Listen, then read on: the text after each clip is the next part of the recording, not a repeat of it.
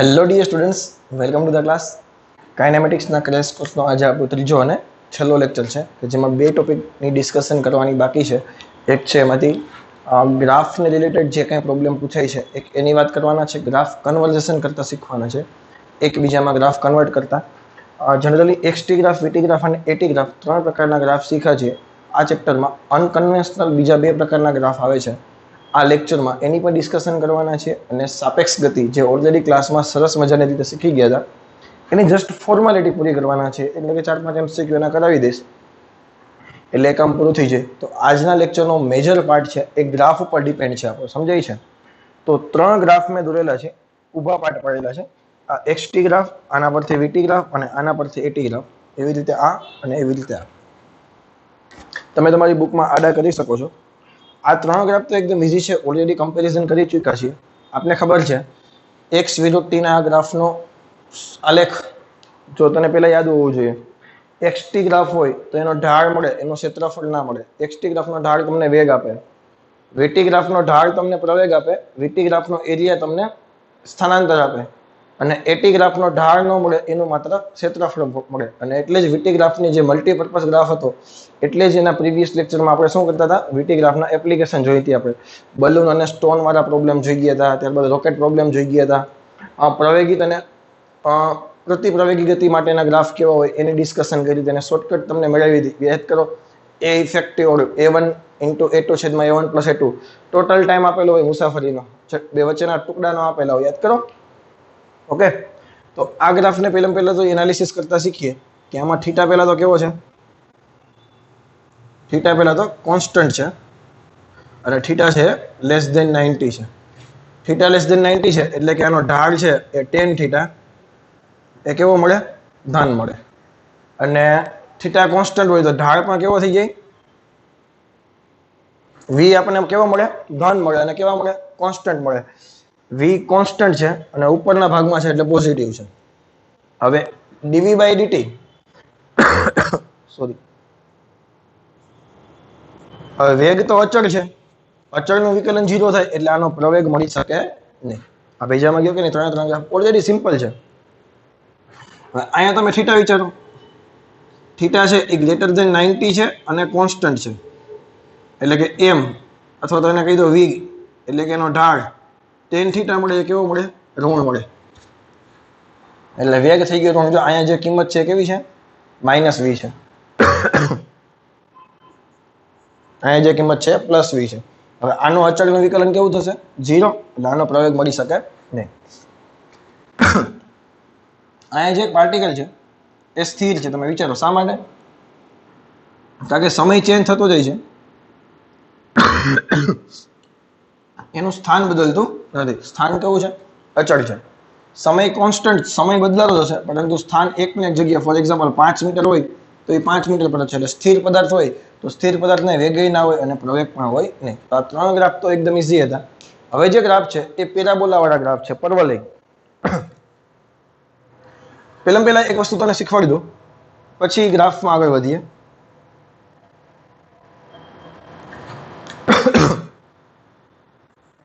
આને તમે પરવલય કહેતા, યાદ કરો. હું જનરલી ખાલી દર વખતે આટલું દોરતો, ખાલી હું એનો આખો ભાગ આવી રીતે હોય, વેજામાં જાય અને વચ્ચેથી દોરું. તમે ગમે ત્યાં શરૂ કરી શકો છો, એ તો રિક્વાયરમેન્ટ પ્રમાણે. ફિઝિક્સમાં એટલું બધું ડિટેલમાં આવવાની જરૂર નથી. હવે આનું મોઢું ઉપર તરફ છે કે નહીં, તો આવા પેરાબોલાને કહેવાય અપવર્ડ પેરાબોલા. કેવો કહેવાય, અપવર્ડ પેરાબોલા. ઉપર તરફ મોઢું ખુલે એવો પરવલય. પેરાબોલા એટલે શું થાય, પરવલય. અને મેં તમને કીધું તો જેની એક ઘાત હોય એ બાજુ નમે ગ્રાફ. ફોર એક્ઝામ્પલ આપણે એમ દોરતા હોઈએ x² = y છે, તો આ ગ્રાફ કેવો થઈ જાય, x² = -y હોય તો આ ગ્રાફ કેવો આવે, આ x² - y આ બાજુ આવે તો આ ગ્રાફ કેવો આવે, આ બાજુ આવે. એટલે ગ્રાફ ખરેખર આખો ગ્રાફ આવી રીતે હોય, પણ આપણે ખાલી આટલો ટુકડો દોરતા હતા. જેની એક ઘાત હોય એના બાજુ ગ્રાફનું મોઢું નમે. ફોર એક્ઝામ્પલ માનો કે x = y² ગ્રાફ હોત, x = y², તો આ ગ્રાફ ઉપર તરફ ગ્રાફ કરો તમે આવી રીતે કરી શકો. કોઈને તકલીફ થઈ ગઈ છે કે ચલો ક્લિયર છે? હવે જે હું કહું છું ને એ વ્યવસ્થિત સાંભળીએ. અપર પેરાબોલા હોય ને, ઉપર તરફ મોઢું ખુલતું હોય, તો એનું ડબલ વિકલન કરો ને તમે, તો એનું ડબલ વિકલન ધન થાય. આ એક વસ્તુ યાદ રાખજો. અને આ પેરાબોલા છે એ નીચે તરફ મોઢું છે, તમે જુઓ તો ડાઉનવર્ડ પેરાબોલા હોય એનું તમે ડબલ વિકલન કરો, 2 વખત વિકલન કરો, તો તમને કેવું મળે? સોરી, માઇનસ મળે. કેવું મળે? માઇનસ મળે. આ એની ટ્રીક છે. આ લખી નાખજો કે અપવર્ડ પેરાબોલા હોય એનું ડબલ વિકલન તમને ધન મળે, અને ડાઉનવર્ડ પેરાબોલા હોય એનું ડબલ વિકલન તમને ઋણ મળે. આ એક ટ્રીક છે કે જે ફિઝિક્સના સ્ટુડન્ટને, મેથ્સ તો ભણવાનું છે નહીં એટલું બધું, આપણે બાયોલોજી વાળાને મેથ્સ વાળા તો ભણવાના જ છે, તો બાયોલોજી વાળાને ફિઝિક્સમાં વસ્તુ આવે તો એને યાદ કેવી રીતે રાખવી? તો કે ભાઈ ઉપર તરફ મોઢું ખુલે છે તેનું ડબલ વિકલન પ્લસ મળે, નીચે તરફ મોઢું ખુલે છે તેનું ડબલ વિકલન માઇનસ મળે. આટલી વસ્તુ યાદ રાખશું. તો હવે જે બે ગ્રાફ્સ તને કહેવાનો છું ને, એમાં એક્સ વિરુદ્ધ ટીનો ગ્રાફ છે ને એ પેરાબોલાના સ્વરૂપમાં આપેલો હશે. હવે જે હું કહું છું એ તને બતાવું છું. ઓકે, બે ગ્રાફ ખૂબ અગત્યના છે, વ્યવસ્થિત ધ્યાન દઈને જોજે, એકદમ આવડી જાય એવા છે. એક્સ વિરુદ્ધ ટીનો આલેખ આપણને અપર પેરાબોલા આપ્યો. હવે સ્થાનાંતર હોય એનો ડબલ વિકલન પ્રવેગ તમને આપે, સ્થાનાંતરનું સિંગલ વિકલન તમને વેગ આપે, વેગનો પાછો વિકલન તમને પ્રવેગ આપે. એટલે આ ગ્રાફ પરથી આ ગ્રાફ બનાવવો એકદમ ઈઝી છે. કેવી રીતે? કારણ કે તારી પાસે ટ્રીક હોય કે સ્થાનાંતર વિરુદ્ધ સમયનો આલેખ છે, અપર પેરાબોલા છે, તેનું ડબલ વિકલન કરો એટલે પ્રવેગ મળે, એ પોઝિટિવ આવવું જોઈએ. કારણ કે અપર પેરાબોલાનું ડબલ વિકલન પોઝિટિવ આવે. તો એનો પ્રવેગ કેવો કરી નાખ્યો? ઉપરના ભાગમાં છે પ્રવેગની કોઈ એક કિંમત માનો કે લખી નાખો 5-10 મીટર પર સેકન્ડ સ્ક્વેર. તો આ કેવા થઈ ગયા? ધન થઈ ગયા. ક્લિયર છે? અને કોન્સ્ટન્ટ છે. એક્સ વિરુદ્ધ ટીનો આલેખ ડાઉનવર્ડ પેરાબોલા છે, એનું ડબલ વિકલન તમને માઇનસ મળે. જોયું તમે? ફોર એક્ઝામ્પલ કિંમત લખી નાખો -10. કેવો મળ્યો તને? ઋણ મળ્યો. આ વસ્તુ ક્લિયર થઈ ગઈ કે નહીં? હવે થોડુંક વ્યવસ્થિત સમજીએ આપણે. જો પેલા આ બિંદુએ હું સ્પર્શક બનાવું છું, એટલે આનો એક્સ અક્ષ સાથેનો એંગલ તમે વિચારો, આટલો થઈ ગયો θ1. પછી હું આ બિંદુએ બનાવું છું, તો એનો એક્સ અક્ષ સાથેનો એંગલ કેટલો થઈ ગયો? આટલો થઈ ગયો. જોજો. પછી આ બિંદુએ બનાવું છું, તો અહીંયા એક્સ અક્ષ સાથેનો એંગલ કેટલો થઈ ગયો? 0. પછી અહીં જોજો તમે, પછી અહીં જોવો શું થયું મને કહેજો. પેલા જો ઢાળ વધારે છે, પછી ઢાળ ઓછો થયો, પછી ઢાળ નીકળી ગયો, હવે ઢાળ હોય જ નહીં, તો એ બિંદુએ વેગ કેવો થઈ જાય? 0. એટલે પર્ટિક્યુલરલી આ બિંદુએ વેગ 0 થઈ ગયો, એટલે કે આ બિંદુ પલટી પોઈન્ટનો બિંદુ છે. અહીંયા જેટલો ઢાળ હતો, અહીંયા જો ઢાળ વધારે છે, ફટાફટ નીચે હોય, અહીંયા ઢાળ ઓછો છે, તો અહીંયા જે વેગ હશે એના કરતા વેગ ઘટે છે. વેગ મેક્સિમમ ઘટે ઘટે ઘટે ઘટે ઘટે 0. તો વેગ ઘટતો હોય તો આ સાઈડનો ભાગની ગતિ કેવી છે? પ્રતિ પ્રવેગી ગતિ છે આ બાજુ. હવે વેગ 0, પછી જો એંગલ આટલો થયો, એના કરતા ઢાળ વધ્યો, આ બાજુ ધીમે ધીમે ધીમે વેગ વધે છે. આ બાજુ કેવી ગતિ છે? પ્રવેગી ગતિ છે. અને જો થીટા, આ બાજુ થીટા છે એ ગ્રેટર ધેન 90 છે, આ બાજુ થીટા છે એ લેસ ધેન 90 છે. તો આમાં વેગ છે એ માઇનસ છે. એટલે સાંભળીએ, પેલા માઇનસમાં મેક્સિમમ છે, ધીમે ધીમે ધીમે માઇનસમાં ઘટે ઘટે ઘટે ઘટે 0, પછી ધીમે ધીમે વધે વધે વધે ધનમાં મેક્સિમમ. એટલે જો ગ્રાફ પહેલા તમે જુઓ, આ સમય માટે તમે વિચારો, વેગમાં આટલી કિંમત છે મેક્સિમમ, પછી સમય સાથે વેગ માઇનસમાં ઘટ્યો, જોયું તમે? પછી વેગ 0 થઈ ગયો, પછી ધનમાં વધે વધે, જોયું? આ ભેજામાં જોયું કે નહીં? આ ગ્રાફ ખબર પડશે કે નહીં? પેરાબોલાનો ગ્રાફ તમને આપેલો હોય તો આવો ગ્રાફ બનાવતા આવડે કે ન આવડે? આ તો અચળ વિકલન થઈ ગયું કે નહીં? આનો ઢાળ કેવો છે? અચળ વિકલન ક્યાંથી બોલું? આનો ઢાળ અચળ છે, કારણ કે થીટા કોન્સ્ટન્ટ છે, તો આનો પ્રવેગ અચળ થશે. અને થીટા છે એ દરેક બિંદુ માટે લેસ ધેન 90 છે. તમે જુઓ, ઓલવેઝ લેસ ધેન 90. તો વી વિરુદ્ધ ટીના આલેખનો ઢાળ તમને પ્રવેગ આપે, થીટા લેસ ધેન 90 એટલે ધન મળે, અને બધે માટે થીટા કોમન છે, તો પ્રવેગમાં કેવો છે? અચળ છે. એવી રીતે અહીંયા તમે વિચારો, અત્યારે જોઈએ ગ્રાફ, સ્પર્શક બનાવું, અહીંયા તો વેગ બરાબર 0. હવે મને કહે છે શું થાય? અહીંયા જો ઢાળ પેલા મેક્સિમમ છે, પણ થીટા લેસ ધેન 90 છે.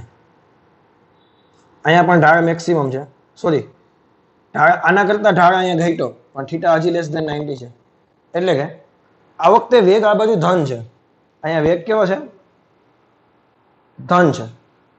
ધીમે ધીમે ધીમે વેગ ઘટે છે અને 0, એટલે આ બાજુ ગતિ તો પ્રતિપ્રવેગી જ છે, પણ તમે વેગ જોયો, વેગ પોઝિટિવ હતો, વેગ ઘટ્યો, વેગ ઘટીને 0 થયો. આ બાજુ એંગલ તમે જુઓ ગ્રેટર ધેન 90 છે, ગ્રેટર ધેન 90 છે, એટલે વેગ ઋણ થઈ ગયો, ઘટે. પેલા જો પેલા મેક્સિમમ હતો ધનમાં, ઘટ્યો ઘટ્યો ઘટ્યો ઘટ્યો 0 થયો, પછી ધીમે ધીમે વધે પણ ઋણમાં વધે છે. બીજામાં જાય કે નહીં? તો આ બાજુ ગતિ છે પ્રવેગી ગતિ છે. તો વેગ પેલા મેક્સિમમ ધનમાં, પછી સમય સાથે ઘટે ઘટે ઘટે ઘટે ઘટે ઘટે 0 થયો, પછી સમય સાથે ઋણમાં વધે વધે વધે વધે વધે વધે. આવું કેમાં થાય તમને ખબર છે? આ મોશન અંડર ગ્રેવિટીમાં આવું થાય. પ્રારંભિક વેગ પેલા તમે ઉપર ફેંકો એટલે મેક્સિમમ હોય, ઘટે ઘટે ઘટે ઘટે ઘટે પલટી પોઈન્ટે 0, ધીમે ધીમે વધે વધે વધે વધે વધે જમીન પાસે આવે તો મેક્સિમમ થાય. તો મોશન અંડર ગ્રેવિટીમાં ગ્રાઉન્ડ ટુ ગ્રાઉન્ડ નો કેસ છે ને આવો હોય. હવે યાદ આવી ગયું તો ને? આ જ ગ્રાફ છે. આનું ડબલ વિકલન ડાઉનવર્ડ પ્રવેગ છે, સોરી ડાઉનવર્ડ ગ્રાફ છે સ્થાનાંતર વિરુદ્ધ સમયનો, તો એનું ડબલ વિકલન તમને પ્રવેગ આપે અને ડબલ વિકલન ઋણ મળે. પ્રવેગ કેવો આવ્યો? ઋણ. આમે ગુરુત્વ પ્રવેગ તમે કેવો લેતા હોય? ઋણ લેતા હોય. બોલો આ કે ના? આ બે ગ્રાફમાં કોઈ ડાઉટ છે? હું હજી મોશન અંડર ગ્રેવિટીનો કેસ હજી લઈશ. આ તો 5 પ્રકારના ગ્રાફ મારે તને શીખવાડવાના હતા, અને યાદ રાખજે તારે એકબીજામાં રૂપાંતરણ કરતા શીખવાના છે ગ્રાફને. એ પ્રેક્ટિસ કરવી પડશે. કે હું તને એમ કહું કે ભાઈ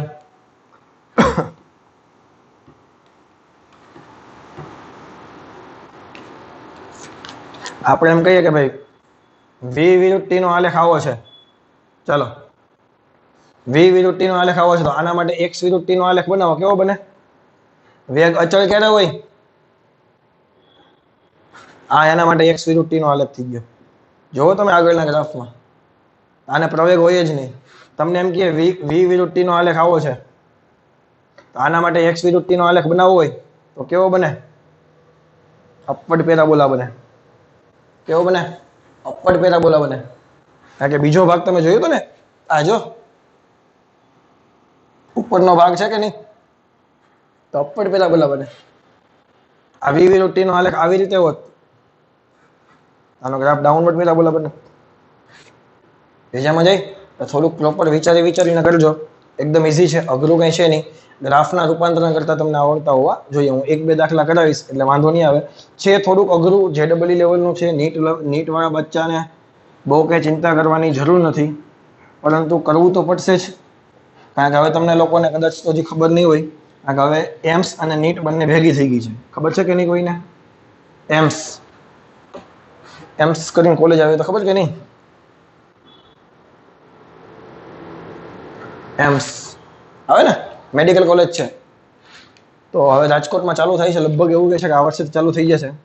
તો પહેલા એમ્સની એક્ઝામ અલગ આવતી, નીટની એક્ઝામ અલગ આવતી. તો આ વખતે 2020ના જે એક્ઝામ લેવાની તમારા આગલા વર્ષવાળાને, એ લોકોને બંને કમ્બાઈન થઈ ગઈ હતી એક્ઝામ એ વખતેથી. એટલે થોડુંક લેવલ વધવાની જરૂર હતી, પરંતુ કોરોનાના હિસાબે એટલું બધું લેવલ વધીને જ શીખ્યું. પણ તમારા વખતે મે બી લેવલ થોડુંક વધીને આવે, તો આપણે એના માટે પ્રિપેર છીએ. આપણી પૂરેપૂરી તૈયારી છે. કદાચ ગમે તેટલું લેવલ વધારીને આવશે, આપણને કોઈ પ્રોબ્લેમ આવશે નહીં. બસ જેટલું કહું છું અને જેવી રીતે પ્રિપેરેશન કરવાનું કહું છું, એ પ્રોપર પ્લાનિંગથી તમારે, હું તમને જે રીતે કહું એ રીતે તમારે કરવાનું છે. પછી બધી જવાબદારી અમારી. ઓકે? તો મોશન અંડર ગ્રેવિટીના જે બે ગ્રાફ છે, એક તો ગ્રાઉન્ડ ટુ ગ્રાઉન્ડના કેસ માટેનો ગ્રાફ અને એક છે મુક્ત પતન માટેનો ગ્રાફ. આ બે ગ્રાફ મોસ્ટ IMP છે, એટલે હું બે ગ્રાફ કરાવું છું. XT, એનો VT અને એનો AT. આના માટે હું દોરાવીશ, એટલે તમને એમ ન થાય કે સર બધું બોર્ડ ઉપર ડ્રો કરી નાખ્યું. ઓકે? ના, એવું તો કંઈ ના હોય. તમે લોકો સમજી શકો બધું શા માટે આપણે આવું કરીએ છીએ. તો પણ તમે વિચારો છો પહેલેથી બધું બોર્ડ ઉપર લખી રાખું છું, તો પણ ટાઈમ આપણો કેટલો જાય છે? 1.5 કલાકના એવા લેક્ચર બને, 1.25 કલાકના એવા. તો જો આવું ના કરીએ આપણે તો લેક્ચર બહુ મોટા થવાના છે. એટલે ટ્રાય કરીએ કે બને એટલું તમને ઓછા ટાઈમમાં વધારે વસ્તુ આપી શકાય, કે જેથી કરીને તમારે બહુ લેક્ચર એટલા બધા વિડીયો રેકોર્ડિંગ જોવું ના પડે. આને તમે સ્ક્રીનશોટ લઈને સરસ મજાની રીતે પાછળથી લખી શકો છો. હવે તમે વિચારો, ગ્રાઉન્ડ ટુ ગ્રાઉન્ડનો કેસ હમણાં મેં તમને થોડીક વાર પહેલા એક્સપ્લેન કર્યો એના જેવો છે. આવું શા માટે થાય? કારણ કે શરૂઆતમાં તમે જોતા હતા તો તમે એંગલ જુઓ, થીટા લેસ ધેન 90 તો છે જ, એટલે વેગ પોઝિટિવ તો છે જ, પરંતુ શરૂઆતમાં વેગ મેક્સિમમ છે, ધીમે ધીમે ઘટે ઘટે ઘટે ને વેગ બરાબર 0 થઈ ગયો. એટલે શરૂઆતમાં મેક્સિમમ આ કયો છે? તમે યુ વેગથી બોલ ફેંકતા હોય ને, ગ્રાઉન્ડ ટુ ગ્રાઉન્ડ નો ક્રેશ તને ખબર છે, તમે યુ વેગથી બોલને ફેંકો એટલે પ્રારંભમાં યુ મેક્સિમમ હોય, ઘટે ઘટે ઘટે ઘટે ઘટે ઘટે ઘટે બોલનો વેગ ધીમે ધીમે 0 થઈ જાય. પલટી પોઈન્ટ આવી ગયો, પલટી પોઈન્ટ, આ પલટી પોઈન્ટ થઈ ગયો. તમે ધ્યાનથી વિચારો તો વેગ 0 થઈ ગયો. પછી ધીમે ધીમે ધીમે વેગ વધે વધે વધે વધે વધે અને નીચે કેટલા વેગથી આવે? જેટલાના વેગથી ઉપર ગયું હોય એટલાના વેગથી. બીજામાં ગયું. હવે તમે જો અહીંયા થીટા, અહીંયા ઢાળ જો અને અહીંયા ઢાળ જો, અહીંયા ઢાળ વધારે છે, અહીંયા ઢાળ ઓછો, એટલે ધીમે ધીમે વધે વધે વધે વધે મેક્સિમમ. તો આ છે ને ઉપર પહોંચવા માટેનો ટાઈમ થઈ ગયો. તો ઉપર પહોંચવા માટે લાગતો ટાઈમ કેટલો થઈ? u/g. અને નીચે આવવા માટે લાગતો ટાઈમ કેટલો થઈ ગયો? 2u/g. અને મેક્સિમમમાં મેક્સિમમ x જેટલો ઉપર ગયો, અને x કેટલા હશે? u²/2g. યાદ કરો, ગ્રાઉન્ડ ટુ ગ્રાઉન્ડ ના કેસમાં મેક્સિમમ હાઈટ. તો શરૂઆતમાં u વેગથી ફેંકે, આ વેગ 0 થઈ ગયો, આ કયું પોઈન્ટ છે? પલટી પોઈન્ટ છે. અને મેં તો નોટ લખાવી હતી કે v વિરુદ્ધ t નો આલેખ x અક્ષને ક્રોસ કરે એટલે પલટી પોઈન્ટ હોય. શા માટે? કારણ કે અહીંયા વેગ ધન હતો, અહીંથી વેગ ઋણ થતો જાય. ઋણમાં ધીમે ધીમે ધીમે ધીમે ધીમે મેક્સિમમ થઈ જાય ક્યારે? ગ્રાઉન્ડ પર આવે ત્યારે. અને કેટલો હોય? જેટલો u હોય, જેટલાના વેગથી ફેંકો એટલાના વેગથી નીચે આવે. આ ઉપર પહોંચવા માટે લાગતો સમય કેટલો હોય? u/g. અને આ ટાઈમે નીચે પહોંચી ગયો તો એ કેટલું થઈ ગયું? 2u/g. હા કે ના?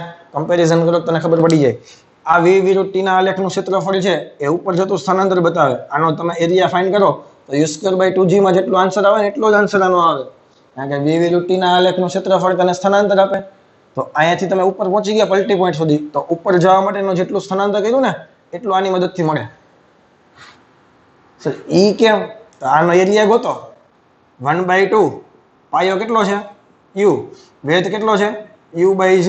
કરો u²/2g. જોયું? એટલું તો મૂક્યું તો અહીંયા. અને ગુરુત્વ પ્રવેગ તો અચળ જ છે, તમને ખબર છે, -g. એટલે આમાં કઈ સમજાવવાની મારે જરૂર છે નહીં. એમ પણ તને કહી શકું કે ગ્રાફ ડાઉનવર્ડ પેરાબોલા છે, તેનું ડબલ વિકલન તને માઇનસ મળવું જોઈએ. એ વસ્તુ ક્લિયર છે. અને જો સમીકરણની રીતે તમે વિચારતા હોય ને, તો સમીકરણ આનું કેવું બને? આના સ્થાનાંતરનું સમીકરણ કેવું બને? u તો પોઝિટિવ આવશે, ut - 1/2 gt². હવે ફ્રી ફોલ મુક્ત પતન કરતા હોય એટલે મુક્ત પતન કરતા પદાર્થનો પ્રારંભિક વેગ 0 હોય. પ્રારંભિક વેગ 0 હોય તો આનું સમીકરણ તમે લખવા જાઓ તો x બરાબર ખાલી -1/2 gt² આવવા જોઈએ. g અચળ 1/2 અચળ તો x proportional to -t² થવા જોઈએ. હા કે ના? x proportional to -t² થવા જોઈએ. એટલે ગ્રાફ છે x બાજુનો મેં નિશાની માઇનસ છે એટલે નીચે તરફ કરું છું. પેરાબોલા યાદ કરો. અને મુક્ત પતન કરતો પદાર્થ હોય, તમે જે બિંદુએ ઊભા છો એને ઉગમ બિંદુ લઈ લ્યો. તમે મુક્ત પતન કરતા પદાર્થ માટે તમે અહીંથી કોઈ પથ્થરને નીચે તરફ ફેંકો છો, પ્રારંભિક વેગ 0, તમે જે જગ્યાએ ઊભા છો એને ઉગમ બિંદુ તરીકે લ્યો તો નીચેનું સ્થાનાંતર કેવું આવે? માઇનસ આવે. યાદ કરો, નીચેનું સ્થાનાંતર કેવું આવે? માઇનસ આવે. એટલે પેલા t બરાબર 0 સમયે પદાર્થ ઉગમ બિંદુ હતો, પછી પરવલય માર્ગે ગતિ કરે, કારણ કે સમીકરણ આવું છે. અને જ્યારે જમીન પર પહોંચે ત્યારે એને સ્થાનાંતર કેટલું કર્યું હોય? -h. જેટલી ટાવરની ઊંચાઈ હોય એટલું. અને જમીન પર આવે ત્યારે ટાઈમ કેટલો લાગ્યો હોય? અરે આ તો યાદ ન આવ્યો તને. મુક્ત પતન કરતા પદાર્થ જમીન પર આવવા માટે લાગતો ટાઈમ t બરાબર √2h/g. મુક્ત પતન કરતા પદાર્થનો પ્રારંભિક વેગ 0 હોય, ધીમે ધીમે ધીમે વેગ વધે વધે વધે વધે વધે મેક્સિમમ થાય તો t બરાબર 0 સમયે વેગ કેવો હતો? 0. જમીન પર આવી ગયો ક્યારે આવ્યો? તો કે √2h/g સમયે. અને ક્યાં વેગથી આવ્યો હશે? તો કે √2hg. અને એનો પ્રવેગ તો ગુરુત્વ પ્રવેગ તો અચળ જ થવાનો છે કે નહીં? કારણ કે ડાઉનવર્ડ પેરાબોલા છે કે નહીં, આખો કરો તો આમ થાય. બીજામાં જાય એટલે તને ખબર પડી ગઈ કે x વિરુદ્ધ t પેરાબોલા દેખાય તો એનો v વિરુદ્ધ t સીધો હોય, x વિરુદ્ધ t આવું દેખાય તો v વિરુદ્ધ t આવા હોય. એટલે વ્યવસ્થિત વિચારીને ગ્રાફ બનાવવાના છે. બીજામાં જઈ થોડીક પ્રેક્ટિસ કરશો તો આ વસ્તુ યાદ રહેશે, બાકી યાદ રહેશે નહીં. ક્લિયર? પેલી જે ગેમ હતી ને આપણી ગ્રાફની એ મગજમાં બેસાડી દેજે. આ બે ટોટલ મેં કેટલા ગ્રાફ થયા આપણે? 3 ને 2 5 ને 2 7 ગ્રાફ શીખવાડ્યા મેં તને. 7 ગ્રાફની રમત તને આવડી જવી જોઈએ. એટલે આવી રીતે દોરી જ નાખજો તમે. જો આવી રીતે આડાવડો ગમે તે આવે તમને પ્રોબ્લેમ ન આવવો જોઈએ. આવી રીતે જો પેલા આગળના 3 ગ્રાફ છે ને એ આવી રીતે બનાવી દેવાના. અહીંયા xt, અહીંયા vt અને અહીંયા at. પેલો ગ્રાફ કયો હતો? x વિરુદ્ધ t નો. આવી રીતે તો આનો v વિરુદ્ધ t નો ગ્રાફ કેવો આવે? પોઝિટિવ આવે. આનો a વિરુદ્ધ 0 આવે. બીજો ગ્રાફ કેવો હતો? આવી રીતે. તો આના માટે ગ્રાફ નીચે આવે અને આના માટે પ્રવેગ તો 0 જ આવે. કારણ કે આની જરૂર પડશે તમારે. આ x વિરુદ્ધ t સ્થિર થઈ ગયા તો v વિરુદ્ધ t મળ્યા નહીં, a વિરુદ્ધ t મળ્યા નહીં. ક્લિયર? આ 3/3 નું સ્ક્વેર યાદ રાખજે. આ 3/3 નું સ્ક્વેર યાદ રાખજે. 3 આમ ને 3 આમ. આ તો એકદમ ઈઝી. પછી હજી જરૂર જેની પડે છે થોડીક એડવાન્સ લેવલે થોડીક પ્રિપેરેશન કરતા હોય તો આ વસ્તુ યાદ રાખજે.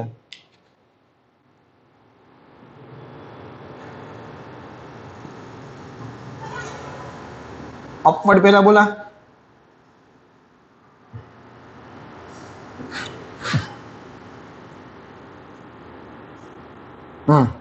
અને આ આવશે minus, sorry plus.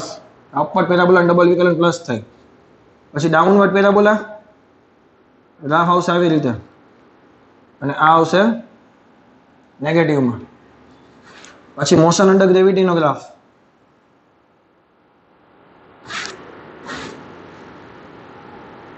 Motion under gravity હમણાં શીખાય એવી રીતે આમ. તો એના માટે પાછું લાઈન આવી જ આવશે. જોયું? આમાં છે એવી જ અને આમાં કેવી આવશે? નીચે તરફ. અને ફ્રી ફોલનો ગ્રાફ 1 2. આ બોર્ડમાં દેખાય ને વસ્તુ આટલી છે. xt vt at, xt vt અને at. હું તને ખાલી એમ આપું કે v વિરુદ્ધ t નો ગ્રાફ આવો હોય તો x વિરુદ્ધ t નો ગ્રાફ કેવો આવે? તો કે આવો આવે. તારા મગજમાં હોવું જોઈએ. આની જ જરૂર પડશે મારે. x વિરુદ્ધ t નો ગ્રાફ આવો હોય, v વિરુદ્ધ t નો ગ્રાફ, તો x વિરુદ્ધ t નો ગ્રાફ કેવો હોય, a વિરુદ્ધ t નો ગ્રાફ કેવો હોય. આ વસ્તુ તારા મગજમાં હોવી જોઈએ. પૂછાવાની શક્યતા ઓછી છે, પરંતુ જે દી પૂછાય તેથી તને આવડતો હોવો જોઈએ. તેથી એમ ન થાય કે પાર્થ સર આ વસ્તુ કરાવેલ નહોતી. સમજાય છે? થોડીક પ્રેક્ટિસ કરવાની છે. અને હું 1-2 એક્ઝામ્પલ કરાવું એટલે તને વધારે આઈડિયા આવશે કે કઈ રીતે આમાંથી વસ્તુ પૂછાય છે. ઓકે? ગ્રાફ આપેલો છે, તમે જે કંઈ વસ્તુ શીખા છો એને આધારે કહેવાનું છે. એટલે પ્રેક્ટિસ માટે કે ગ્રાફ તમે જે શીખા એ થોડુંક તમે સમજી ગયા છો એની પ્રેક્ટિસ માટે ક્વેશ્ચન મૂક્યો છે. આ 5 ભાગ છે. 1 2 3 4 અને 5. પાંચે ભાગમાં પદાર્થ, પાંચે 5 ભાગમાંથી કયા ભાગમાં પદાર્થ પ્રવેગિત ગતિ કરે છે, કયા ભાગમાં પદાર્થ પ્રતિપ્રવેગી ગતિ કરે છે અને કયા ભાગમાં પદાર્થ સ્થિર છે એમ કહેવાનું છે. હવે જો મેં તમને અગાઉ એક નોંધ લખાવી હતી. પ્રવેગિત ગતિ ક્યારે થાય? તો કે વેગ અને પ્રવેગ બંનેના ચિહ્ન સમાન હોવા જોઈએ. નોંધ કરીને લખો. ચાલો, કદાચ કોઈ ન લખ્યું હોય તો. વેગ અને પ્રવેગ બંનેના ચિહ્ન સમાન હોય તો પ્રવેગિત ગતિ. પછી ભલે બે પ્લસ પ્લસ હોય કે બે માઇનસ માઇનસ હોય એનાથી મતલબ નથી. પેજામાં ગયું? બંને પ્લસ પ્લસ હોય કે બંને માઇનસ માઇનસ હોય એનાથી મતલબ નથી. બંને કેવા હોવા જોઈએ? સમાન ચિહ્ન હોવા જોઈએ. ફોર એક્ઝામ્પલ હું તને એમ કહું કે ગાડી કોઈ દિશામાં જાય છે અને એ દિશામાં લીવર દ્યો તો પ્રવેગિત ગતિ, તો પ્લસ જ આવે કે ન આવે? હવે સાંભળજે. ગુરુત્વ પ્રવેગ નીચે તરફ છે. મુક્ત પતન કરાવો એટલે નીચે તરફ આવે. એટલે વેગ એ નીચે તરફ, પ્રવેગ એ નીચે તરફ. બેની નિશાની માઇનસ તો પણ પદાર્થ પ્રવેગિત ગતિ કરે. જોયું? એટલે જરૂરી ના હોય કે પ્રવેગિત ગતિમાં બંને પ્લસ પ્લસ હોવા જોઈએ. બંનેની નિશાની ખાલી સમાન હોવી જોઈએ. ભેજામાં લખ્યું પ્રવેગિત ગતિ માટે વેગ અને પ્રવેગ બંનેના ચિહ્ન સમાન હોવા જોઈએ અને પ્રતિપ્રવેગી માટે વેગ અને પ્રવેગ બંનેના મૂલ્ય ઓપોઝિટ હોવા જોઈએ. જો વેગ માઇનસ હોય તો પ્રવેગ પ્લસ હોવો જોઈએ અને જો વેગ પ્લસ હોય તો પ્રવેગ માઇનસ હોવો જોઈએ. આ વસ્તુ લખી નાખો. ચાલો, પહેલા તો આપણે બધામાં 5 માટે પ્રવેગની વાત કરીએ. 5 માટે કેની વાત કરીએ? પ્રવેગની. તો પ્રવેગ માટે તને ખબર છે x વિરુદ્ધ t નો આલેખ હોય એનું ડબલ વિકલન કરવું પડે કે નહીં? તો આ ગ્રાફ તમે જુઓ, આમથી આમ આખો પૂરો થાય કે નહીં? તો આ ડાઉનવર્ડ પેરાબોલા છે. જોયું ત્યાં? આટલા ભાગમાં, પેલા ભાગમાં જો ટક ટક ટક ટક ટક ટક ટક પૂરો થાય કે નહીં? તો નીચે તરફનો પેરાબોલા હોય તો ડબલ વિકલન કેવું આવે? માઇનસ.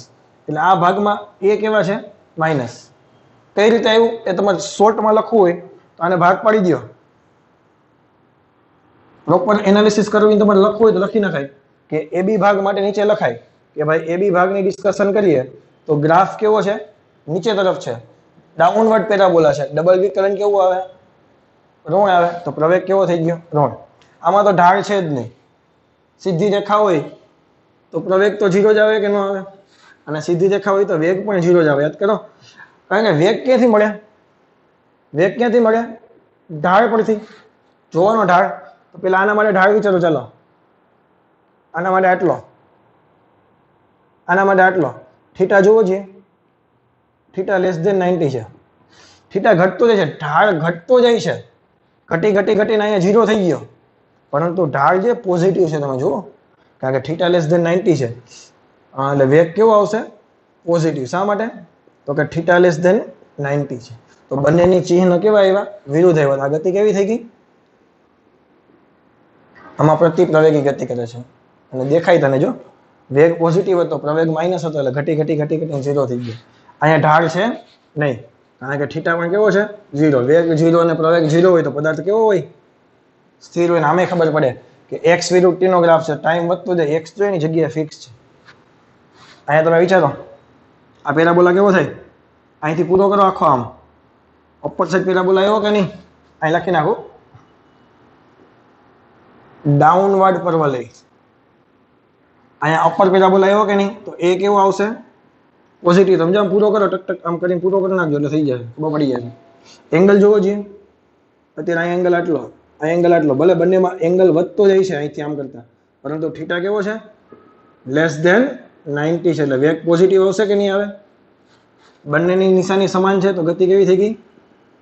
પ્રવેગિત ગતિ થઈ ગઈ. હવે જો આ ડાઉનવર્ડ પેરાબોલા છે, આમ આખો, આમ એટલે બેયની એક દિશાની કરી નાખું. બેયમાં પ્રવેગ કેવો થઈ ગયો? માઇનસ. અહીંયા તમે એંગલ જુઓ, અહીંયા એંગલ જુઓ, અહીંયા થીટા કેવો છે?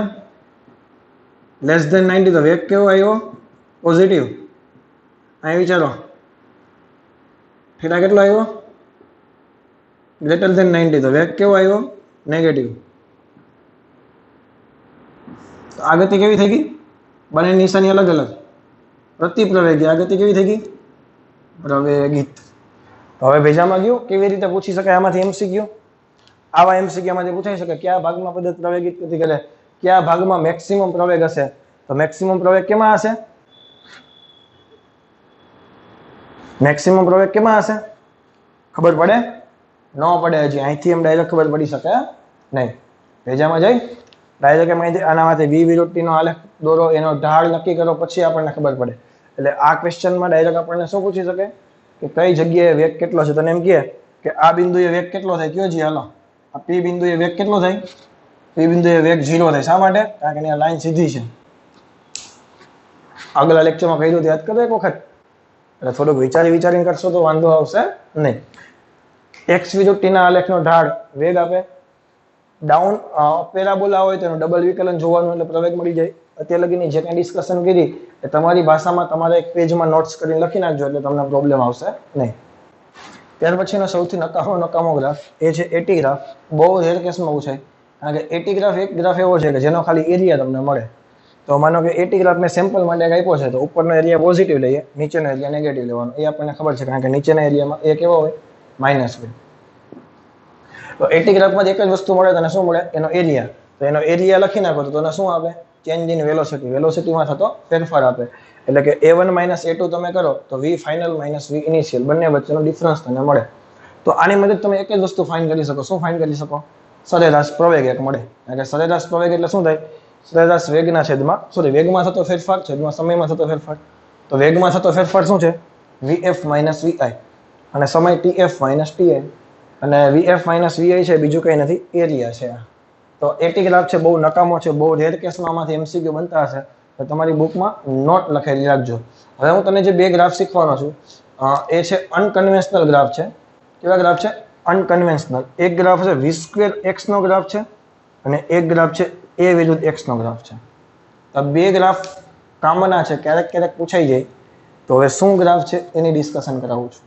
તો હવે જે ગ્રાફ છે એ છે v² વિરુદ્ધ x નો ગ્રાફ છે. આવા જે ગ્રાફ છે ને એને અનકન્વેન્શનલ ગ્રાફ કહેવાય. શું નામ આપજો? ટાઇટલ એવું આપજો,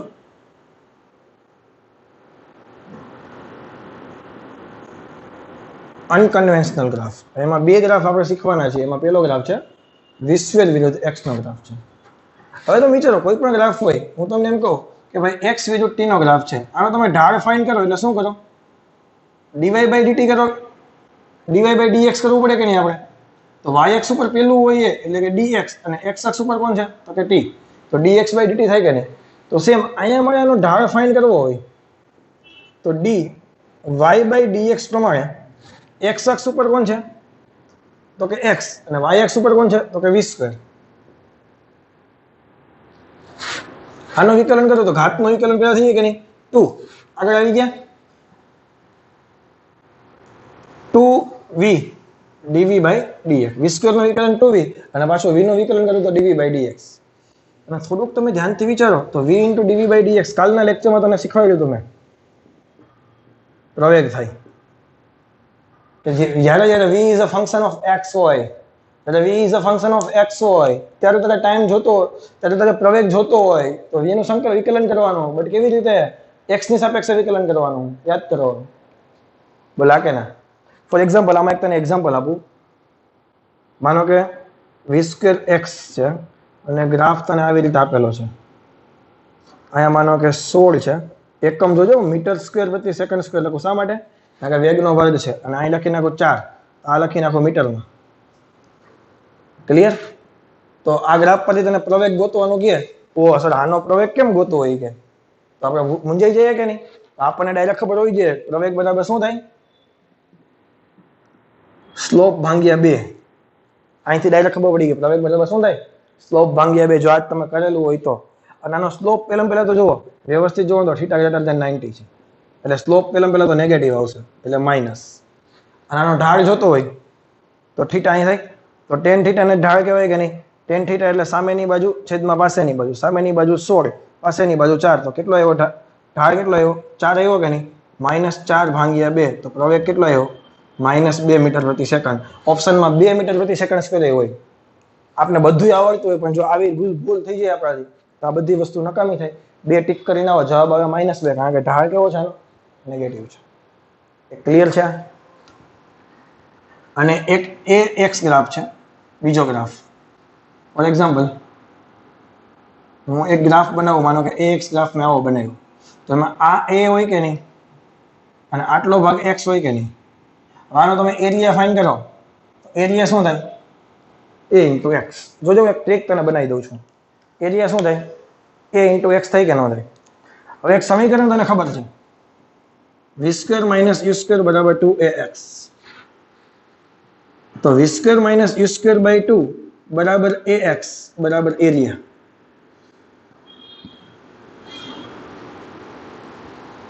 હા કે ના? આ ઇક્વેશન હું ફરી પાછું એક વખત કાર્ય ઉર્જા પાવર 6ઠું ચેપ્ટર ચલાવીશ ત્યારે ફરીથી એક વખત હું આ ઇક્વેશનનો યુઝ કરીશ, કારણ કે તને બધાને ખબર છે કે એ બરાબર શું થાય? ગતિ ઉર્જા બરાબર 1/2 mv સ્ક્વેર. તો ગતિ ઉર્જાનો મારે ફેરફાર લખવો હોય તો શું થાય? 1/2 m v square minus 1/2 m u square. પ્રારંભિક ગતિ ઉર્જા અને અંતિમ ગતિ ઉર્જાનો બેનો ડિફરન્સ, બેમાંથી 1/2 m કોમન કાઢી લો તો શું થઈ ગયું? v square minus u square. Clear? તો અહીંયા મારી પાસે શું ઘટે? 1/2 છે, મારે ઘટે શું? m ઘટે. ઉપર નીચે બે વડે mm વડે મલ્ટીપ્લાય કરી નાખો, શું થઈ ગયું? v square minus u square. અહીં શું થઈ ગયા? 1/2 mv square minus mu square છેદમાં 2. તો આટલો ભાગ છે એને બરાબર ડેલ્ટા કે કહી શકું કે નહીં? ડેલ્ટા કે અપોન m બરાબર એરિયા. આનો એમસીક્યુ અત્યારે નથી કરાવતો, કારણ કે આપણે 6ઠા ચેપ્ટરમાં આ વસ્તુ કરવાના છે. ફરીથી આનો એરિયા ફાઇન્ડ કર્યો a વિરુદ્ધ x નો, એ તને ગતિ ઉર્જાનો ફેરફાર સીધો આપે, પણ જે એરિયા આવે એને તારે કેટલા વડે મલ્ટીપ્લાય કરવા પડે? અથવા તમને એમ કહે કે ગતિ ઉર્જાનો ફેરફાર ગોતો, તો આનો એરિયા ફાઇન્ડ કરીને સીધા m વડે મલ્ટીપ્લાય કરી દેવાનો, એટલે સીધો એરિયા ગતિ ઉર્જાનો ફેરફાર મળી જાય. કારણ કે ડેલ્ટા કે બરાબર શું થઈ જાય? m into area. એટલે અત્યારે હું એમસીક્યુ નથી કરાવતો, હું 6ઠું ચેપ્ટર જ્યારે ચલાવશું ત્યારે કરાવી દઈશ, પણ અત્યારે ખાલી અનકન્વેન્શનલ ગ્રાફમાં ભેગા આ વસ્તુ લખી નાખે. ચલો સમજાય છે? સરસ મજાના બે એક્ઝામ્પલ હતા. આવા પૂછાય તો હવે આપણને પ્રોબ્લેમ આવવો જોઈએ નહીં. આવું જોઈને બી નહીં જવાનું સર v સ્ક્વેર x નો ગ્રાફ તો કંઈ શીખા જ નથી. કોઈ પણ ગ્રાફ હોય એની બે વસ્તુ સીધી વિચારવાની, એક એનો ઢાળ વિચારવાનો અને એક એનું ક્ષેત્રફળ વિચારવાનો, એટલે બધી વસ્તુ ઓટોમેટિકલી બીજામાં જવા માંડશે. તો નેક્સ્ટ ટોપિક છે આપણો, એ છે ઇન્સ્ટન્ટેનિયસ એક્સેલરેશન, એટલે કે તત્કાલીન પ્રવેગ. અને ગુજરાતી શું થાય? તત્કાલીન પ્રવેગ. મેં એક ટોપિક વચ્ચે સ્કીપ કરી દઉં છું, ગ્રાફ કન્વર્ઝન વાળો, એ આના પછીનો. પેલા બે નાના નાના એક બે એમસીક્યુ હતા, એ લઈ લઈએ, એટલે પછી છેલ્લે ગ્રાફ વાળો જે ટોપિક હતો એ ચાલુ કરશું હજી પાછો આપણે. ગ્રાફ એકબીજામાં રૂપાંતરણ કરવાનું તમને જે કહેતો હતો એ. તો આમાં બે પ્રકારના પ્રોબ્લેમ પૂછાઈ શકે તત્કાલીન પ્રવેગમાં. એક કયો તો કે વેલોસિટી એટલે કે વેગ, અને પોઝિશન એટલે કે સ્થાનાંતર અથવા તો સ્થિતિ. તમે જે કહ્યું પોઝિશન અને સ્થાન છે એ તમને એક સમયના સ્વરૂપમાં આપેલું હોય કે v is a function of time હોય અથવા તો x is a function of time હોય. આવા સંજોગોમાં તમારે શું કરવાનું? મેં એક એક્ઝામ્પલ તને આપ્યું કે ભાઈ particle moves with velocity v is equal to tick tick tick tick tick. એક કણ છે આટલા વેગથી ગતિ કરી રહ્યો છે. કેલ્ક્યુલેટ એક્સેલરેશન, એનો પ્રવેગ શોધો when particle changes its direction. Particle છે એની ડાયરેક્શન બદલે, એટલે કે પલટી પોઈન્ટ થઈ ગયો કે નહીં,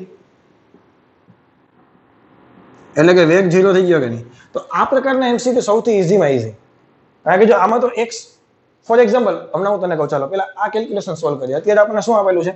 v is a function of time. આ કેસ તમને આપેલો છે. તો તમે શું કરી શકો કે પહેલા તો આપણે ખબર છે પલટી પોઈન્ટ આગળ v બરાબર 0 હોય કે નહીં, તો મૂકી દો. તો શું આવ્યું? t² - 4t + 6 બરાબર 0. સોરી, t² - 5t + 6 બરાબર 0. અવયવ પાડો. આમાં તો ભાગ પડીએ વાંધો નથી, બાકી દ્વિઘાત સૂચક સમીકરણ યુઝ કરવાનું. -b + or - ડેલ્ટાના છેદમાં 2a વાળું. મૂંઝાવાનું નહીં હો, એ આપણને આવડે જ છે. બે જવાબ આવશે. બંને પ્લસ આવ્યા એટલે બંને જગ્યાએ પલટી મારશે. બે વખત પદાર્થ પલટી મારતો હશે. હવે સમય મળી ગયો. આના પરથી પ્રવેગ જોતો હોય તો શું કરવું પડે? વિકલન.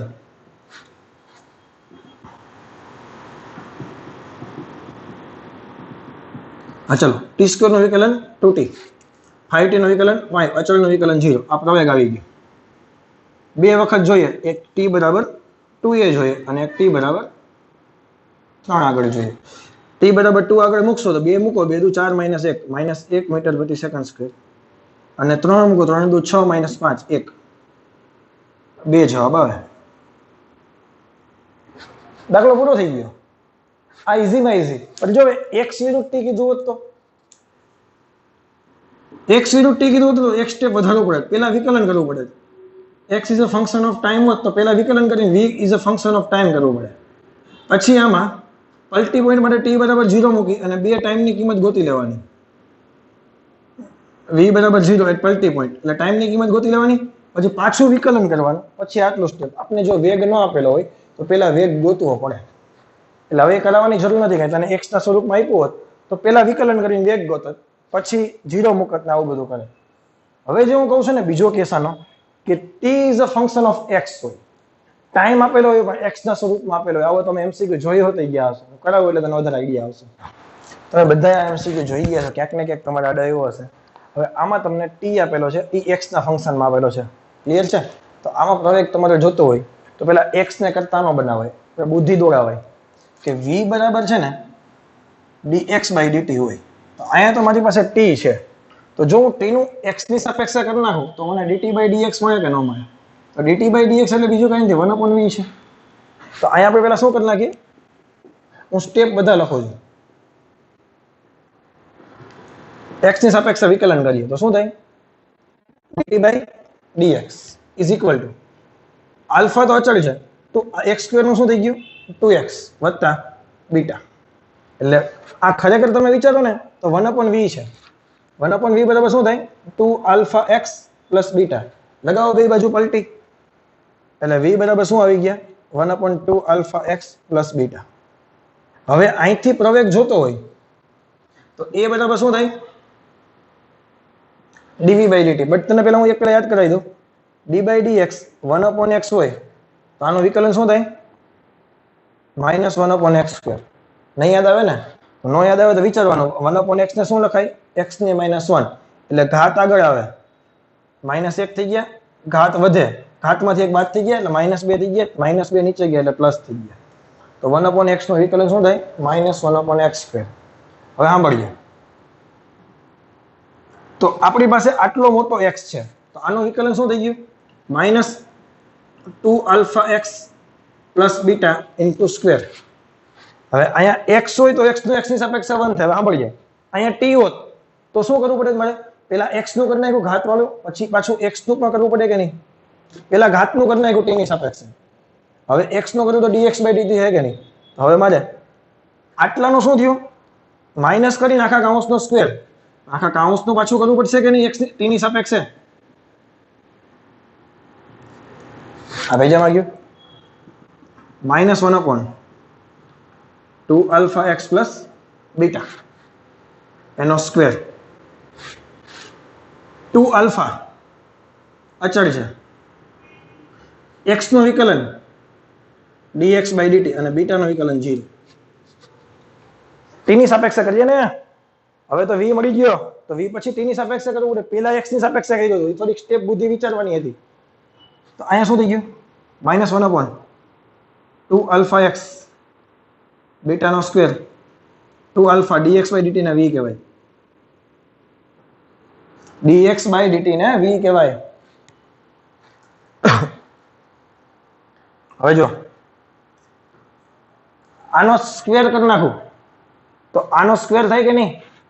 1/2 alpha x સાંભળી ગયા પ્લસ બીટા નો સ્ક્વેર બરાબર 20 સ્ક્વેર થાય. અહીં બે બાજુ વર્ક કરો તો અહીંયા 20 સ્ક્વેર મૂકો અને આ -20 સ્ક્વેર 2 alpha v, તો જવાબ આવ્યો -2 alpha v ક્યુબ. આન્સર છે ને થોડો complicated. whenever t is a function of x is given at that time you have to differentiate t with x, then find v, then again differentiate with t, then this. કેવું છે English મારું છે ને? બાકી પેલા શું કરશું?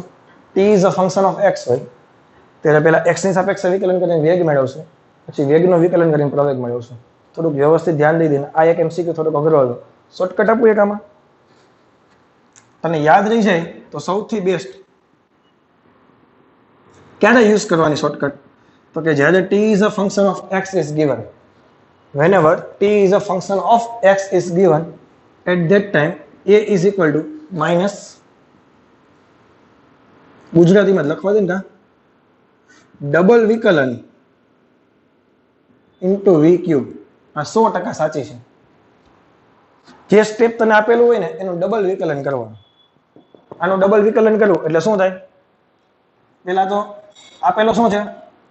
Alpha x square plus beta x. Single પેલી વખત વિકલન કરીશ એટલે 2 આલ્ફા એક્સ પ્લસ બીટા થશે. પાછું વિકલન કર્યું એટલે ખાલી 2 આલ્ફા થાય કે ન થાય? તો અહીંયા 2 આલ્ફા સીધા મૂકી દો, -2 આલ્ફા v ક્યુબ. જવાબ આવી ગયો. બટ ક્યારે? તો કે whenever t is a function of x is given at that time instantaneous acceleration a is equal to minus double differentiation into v cube. થોડુંક અઘરું છે, યાદ રાખવું. આમ તો ઈઝી છે, આના કરતા તો ઈઝી થાય ને, પણ યાદ નહીં લે. એટલે આ મેથડ ફોલો કરજો, યાદ રહી જાય તો તમારા નસીબ. ચલો ક્લિયર? આમાં કોઈ ડાઉટ છે નહીં? ઓકે, નવો ટોપિક ચાલુ કરીએ, ગ્રાફ કન્વર્ઝેશન. એ પેલા એક વસ્તુ ભૂલાઈ ગઈ હતી. મોશન અંડર ગ્રેવિટીમાં ત્રીજો કેસ આપણો ભૂલાઈ ગયો. એક ગ્રાઉન્ડ ટુ ગ્રાઉન્ડ જોઈ લીધું, મુક્ત પતન જોઈ લીધું. હવે ટાવર પરથી ઉપર ફેંકીએ તો એ પણ ઘણી વખત પૂછાય છે. ટાવર પરથી નીચે ફેંકવાનો કેસ બને ત્યાં લગી નથી આવતો, એટલે હું નથી કરાવતો. તો માનો કે ટાવર પરથી ઉપરથી ફેંકો તમે, એટલે તમે યુ વેગથી ફેંકો હોય, યુ વેગથી ફેંકો એટલે અહીંથી અહીંયા સુધીની ઊંચાઈ કેટલી થઈ ગઈ? આટલી ઊંચાઈ. U square by 2 ground to ground જેવું થઈ ગયું યાર. આ મેક્સિમમ ઊંચાઈ જમીનથી નહીં, જ્યાંથી તમે ફેંકવું હોય ત્યાંથી. જમીનથી જોતી હોય તો બીજું તારે h પણ એડ કરવું પડે. તો અહીંથી અહીં સુધી ઉપર જવા માટે લાગતો સમય u/g, અહીંયા સુધી નીચે આવવા માટે લાગતો સમય કેટલો થાય? 2u/g. અને આ બિંદુએથી નીચે આવતું ત્યારે એની પાસે વેગ હોય -u. પછી નીચે આવે તો વેગ ધીમે ધીમે હજી વધતો જ આવે છે. ક્લિયર? એટલે મેં u જેટલા વેગથી ફેંક્યો હતો એટલે અહીંથી અહીં સુધીનો કેસ તો ગ્રાઉન્ડ ટુ ગ્રાઉન્ડ જેવો કેસ થઈ ગયો. પછી અહીંયા વેગ છે હજી નીચે તરફ જ આવે છે, પણ હવે નીચે ગ્રાઉન્ડ સુધી પહોંચશે એટલે સ્થાનાંતર કેટલું કરશે? -h. ચલો ક્લિયર?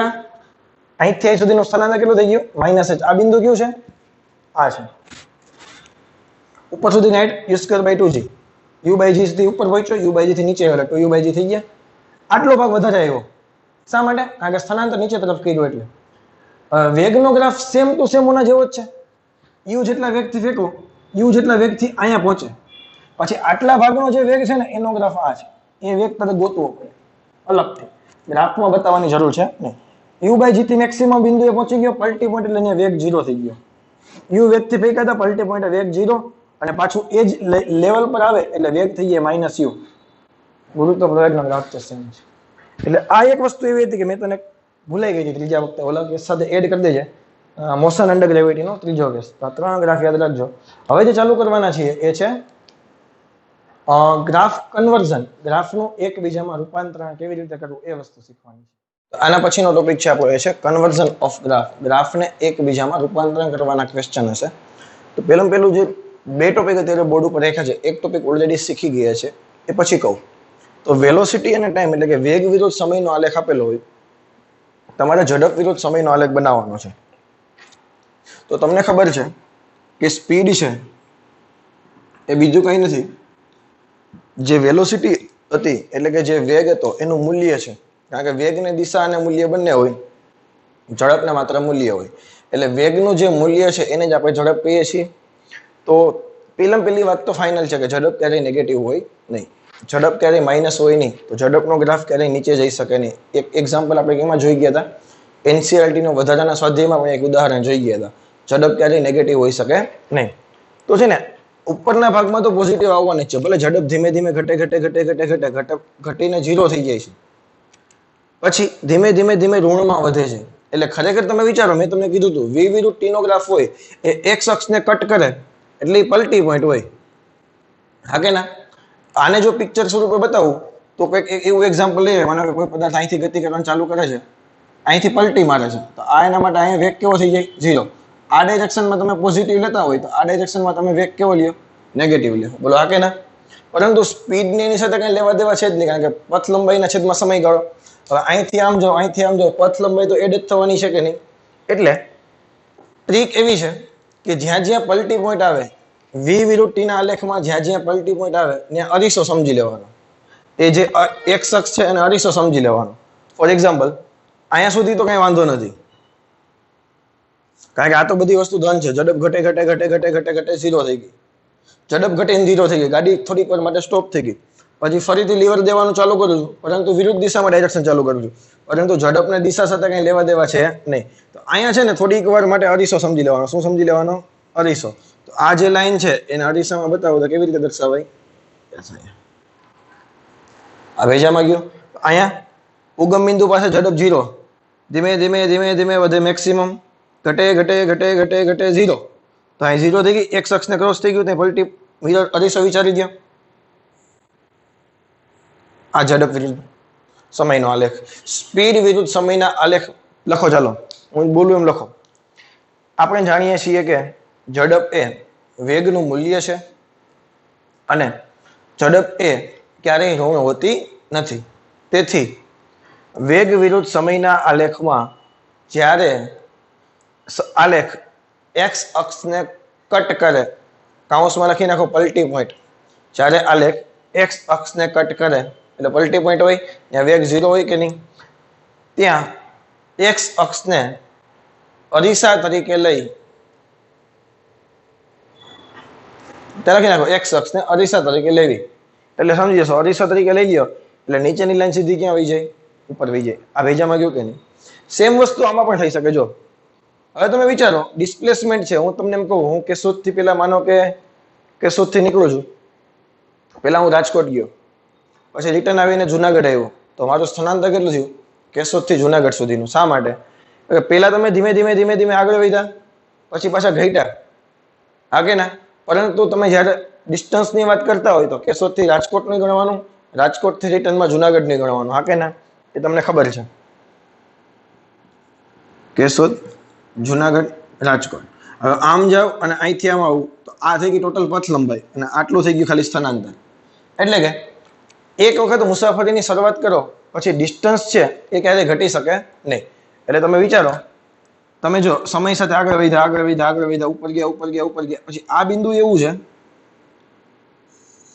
કે ત્યાંથી પાછી કિંમત ઘટવાની શરૂઆત થઈ ગઈ. જો તમે ફરીથી પાછી કિંમત ઘટવાની શરૂઆત થઈ ગઈ. તો કિંમત ઘટે એટલે કે સ્થળાંતર ઘટ, એટલે ખરેખર તમે જો આ તમે રિટર્ન એવા કહેવાય. તો જ્યારે એક્સ વિરુદ્ધ ટીના આલેખમાં વેલ્યુ ઘટવા માંડે એનો મતલબ શું થઈ ગયો? તમે રિટર્ન આવવા માંડ્યા. આટલું 10 છે, આટલું 9, 8, 7, 6, પહેલા તમે વધ્યું 10 થયું, ભાઈ ઘટે ઘટે ઘટે ઘટે તો સ્થાનાંતર થયું કે નહીં? તો આ બિંદુ છે ને તમારા માટે પલટી પોઈન્ટ નું બિંદુ છે. જો કયું બિંદુ? આ બિંદુ કયું છે? પલટી પોઈન્ટ નું બિંદુ છે. શા માટે? કારણ કે બુદ્ધિ દોડાવો કે સ્થાનાંતર ઘટવા માંડ્યું તમારું. સ્થાનાંતર શું થાય છે? કારણ કે સ્થાનાંતર ઘટવા લાગે એટલે સમજી જવાનું આ બિંદુ કયું છે? પલટી પોઈન્ટ છે. તો અહીંયા સુધી તો સ્થાનાંતર વધતું હતું એટલે કે અહીંયા સુધી તો સ્થાનાંતર અને અંતર બંને સેમ હતા. એક જ દિશામાં ગતિ કરો છો એટલે સ્થાનાંતર અને અંતર બંને કેવા હોય? સેમ હોય. રિટર્ન આવે પછી ત્યાંથી સ્થાનાંતર અને અંતર બંને ઘટવા લાગે, બદલાવા લાગે. તો આ બિંદુ જે પલટી પોઈન્ટ હોય ને ત્યાં અરીસો મૂકી દેવાનો. શું મૂકી દેવાનો? ત્યાં અરીસો મૂકી દેવાનો. અને આ ગ્રાફ છે ને એને પલટી મરાવી દો. આ ગ્રાફ આવો થઈ જાય કે અરીસો હોય તો આ ગ્રાફ કેવો દેખાય? તમને આવો થઈ જાય. તો આ લાલ બતાવે છે ને એ અંતર બતાવે છે અથવા તો પથ લંબાઈ બતાવે છે, અને આ બ્લુ બતાવે છે એ સ્થાનાંતર બતાવે છે. તો સ્થાનાંતર વિરુદ્ધ સમયનો આલેખ આપેલો હોય અને તમને એમ પૂછે પથ લંબાઈ વિરુદ્ધ સમયનો આલેખ કયો હશે, તો જોવાનું કે કયું બિંદુ પલટી પોઈન્ટ છે. પલટી પોઈન્ટ દેખાય ને અરીસો મૂકીને ગ્રાફ પલટી બતાવી દેવાનો. આ સિમ્પલ ભાષામાં ટ્રીક છે મારી. વેલોસિટી વિરુદ્ધ સમયના આલેખનો હોય તો જ્યારે પલટી પોઈન્ટ દેખાય ત્યાં અરીસો મૂકી દેવાનો. જ્યારે v વિરુદ્ધ સમયનો આલેખ x અક્ષને ક્રોસ કરે ત્યાંથી ઋણ કિંમત બધી કિંમત રૂપાંતર કરી દેવાની ધનમાં. આ વસ્તુ યાદ છે કે નહીં? તો 2 પોઈન્ટ શીખવાના છે. અને ત્રીજો પોઈન્ટ છે જે ઓલરેડી મેં તને ગ્રાફ બધા શીખવાયા એમાં આવી જ ગયો છે. સ્ટાર્ટિંગમાં જે ગ્રાફ તને બધા કરાવ્યા હતા તને હે ને જનરલી વીટી ગ્રાફમાંથી એને એક્સટી ગ્રાફમાં અને એટી ગ્રાફમાં રૂપાંતર કરતા આવડતું હોવું જોઈએ. મોસ્ટ પ્રોબેબલ જે એમસીક્યુ પૂછાય એ વીટી ગ્રાફના પૂછે, કારણ કે વીટી ગ્રાફ કેવો છે? મલ્ટીપર્પઝ છે. કારણ કે વીટીનો તને એરિયા છે એ એક્સ આપે અને સ્લોપ છે એ એરિયા પ્રવેગ આપે. હું તને એમ કહું કે વીટી ગ્રાફ આવો છે, ચાલો આનો એક્સટી ગ્રાફ કોને પ્રેક્ટિસ કરી છે?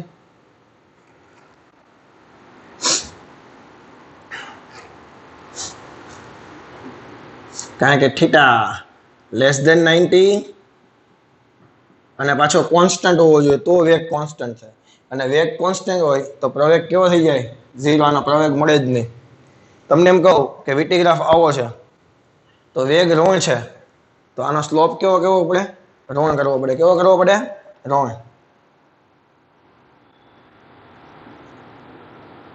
આનો સ્લોપ કેવો કરવો પડે? ઋણ. આનો પ્રવેગ મળી શકે નહીં. આ પ્રેક્ટિસની વસ્તુ છે. જો વીટી ગ્રાફ સીધો હોય તો એક્સટી ગ્રાફ કેવો આવે? યાદ છે? Upward parabola. અને આનું ડબલ વિકલન શું થાય? ધન થાય. અપવર્ડ પેરાબોલાનું ડબલ વિકલન ધન થાય. અને અહીંયા પણ તમે વિચારો તો આના માટે થીટા કેવો છે? લેસ ધેન 90 છે. તો વેગ વિરુદ્ધ સમયના આલેખ એટલે કે v વિરુદ્ધ t વેગનો વિકલન પ્રવેગ આપે અને આનો થીટા નાનો છે તો પ્રવેગ ધન મળે. જો વેગ વિરુદ્ધ સમયનો આલેખ આવી રીતે હોત તો આ થઈ જાય ડાઉનવર્ડ પેરાબોલા થઈ જાય એક્સટી માં, અને એટી માં શું થઈ જાય? નીચેની સાઈડ આવત, કારણ કે થીટા કેવો થઈ ગયો? Greater than 90. બસ તો આટલી વસ્તુ તારા મગજમાં હોવી જોઈએ. આ 4 ગ્રાફ તો ખૂબ અગત્યના છે, તો જ ખબર પડશે, બાકી ખબર પડશે નહીં. તો પ્રેક્ટિસ કરજો ગ્રાફ કન્વર્ઝેશન કરતા. આજે હું તને આના 2-3 એમસીક્યુ કરાવું છું, બાકીના હોમવર્કમાં આપીશ એટલે વધારે પ્રેક્ટિસ કરશો તો જ આ વસ્તુ આવડશે, બાકી આવડશે નહીં. પૂછાવાની શક્યતા ઓછી છે. પણ હવે એમ્સ કમ્બાઈન થઈ ગઈ છે એટલે નીટ વાળા સ્ટુડન્ટ એમાં કરવું પડશે. જેડબલ્યુ વાળા સ્ટુડન્ટને ફરજિયાત કરવાનું છે. એટલે કે જેને એ ગ્રુપ છે એ લોકોને ગ્રાફ કન્વર્ટ કરતા આવડતા જ હોવા જોઈએ. બી ગ્રુપ વાળા માટે હવેથી કરવું થોડુંક જરૂરી છે, એટલા માટે કે હવેથી થોડુંક એક્ઝામનું લેવલ વધશે એમ્સ સાથે કમ્બાઈન થવાને હિસાબે. ઓકે, કારણ કે હવે બધી એક્ઝામ એએફએમસી હતી, તમને ખબર ને? નીટ એક જ એક્ઝામ એવી નહોતી કે જેનાથી મેડિકલમાં એડમિશન મળતું હતું. નીટ એક જ નહોતી, આર્મ ફોર્સ મેડિકલ કાઉન્સિલ, ત્યારબાદ હતી એમ્સ, પછી હતી જીપમેર, આવી તો ઘણી હતી. તો જવાહરલાલ નહેરુ કે આઈ થિંક આ પોંડિચેરીની મેડિકલ એન્ડ રિસર્ચ એવું કંઈક છે, પણ હવે બહુ મને યાદ નથી આવતું ફૂલ ફોર્મ. તો Jawaharlal Nehru institute of pharmacy medical and research એવું કંઈક છે, મને યાદ નથી. એક્ઝેક્ટ પોંડિચેરીમાં કોલેજ છે એટલી મને ખબર છે. એ લોકો પોતાની એક્ઝામ લે છે, એનું નામ આપ્યું છે JIPMER, Jawaharlal Nehru institute of pharmacy medical and research, I think એવું કંઈક છે. પણ હવે જોવું પડશે. તો આવી બધી એક્ઝામ હતી, આ બધી હવે કમ્બાઈન થઈ ગઈ છે અને એક જ એક્ઝામ લેવાની છે નીટ, એટલે થોડુંક મે બી લેવલ વધવું જોઈએ. તો પ્રોપર પ્રિપેરેશન કરશું. હવે આમાં મેં તને કરાવતો જાઉં છું એટલે હવે તને પ્રોબ્લેમ નથી. તું કોઈ દિવસ જોયું જ ના હોય અને તો તારી સામે આવે તો તને અઘરું લાગે.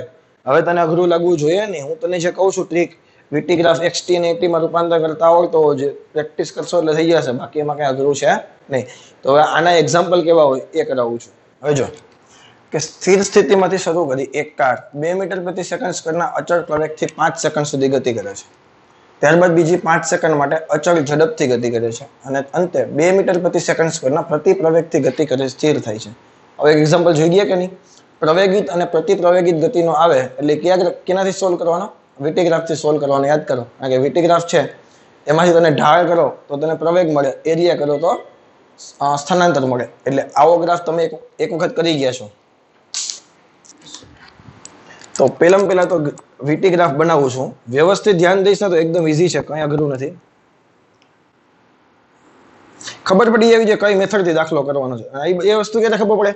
પ્રેક્ટિસ કરો તો, બાકી ખબર પડે નહીં. VT ગ્રાફનો ઢાળ શું આપે? તને પ્રવેગ આપે. તો પહેલા શું કીધું? 2 મીટર પ્રતિ સેકન્ડ સ્ક્વેરના અચળ પ્રવેગથી 5 સેકન્ડ સુધી ગતિ કરે.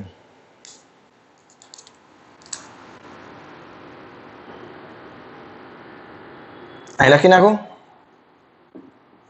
A1 બરાબર 5 મીટર પ્રતિ સેકન્ડ સ્ક્વેર. આગળના લેક્ચરમાં જોઈ ગયા. હવે આમાં કઈ વાંધો ન હોવો જોઈએ. કેટલી સેકન્ડ સુધી ગતિ કરે છે? 5 સેકન્ડ સુધી. ત્યારબાદ બીજી 5 સેકન્ડ માટે અચળ ઝડપથી ગતિ કરે. જે વેગ પ્રાપ્ત કર્યો એ જ વેગથી બીજી 5 સેકન્ડ માટે અચળ ઝડપથી ગતિ કરે.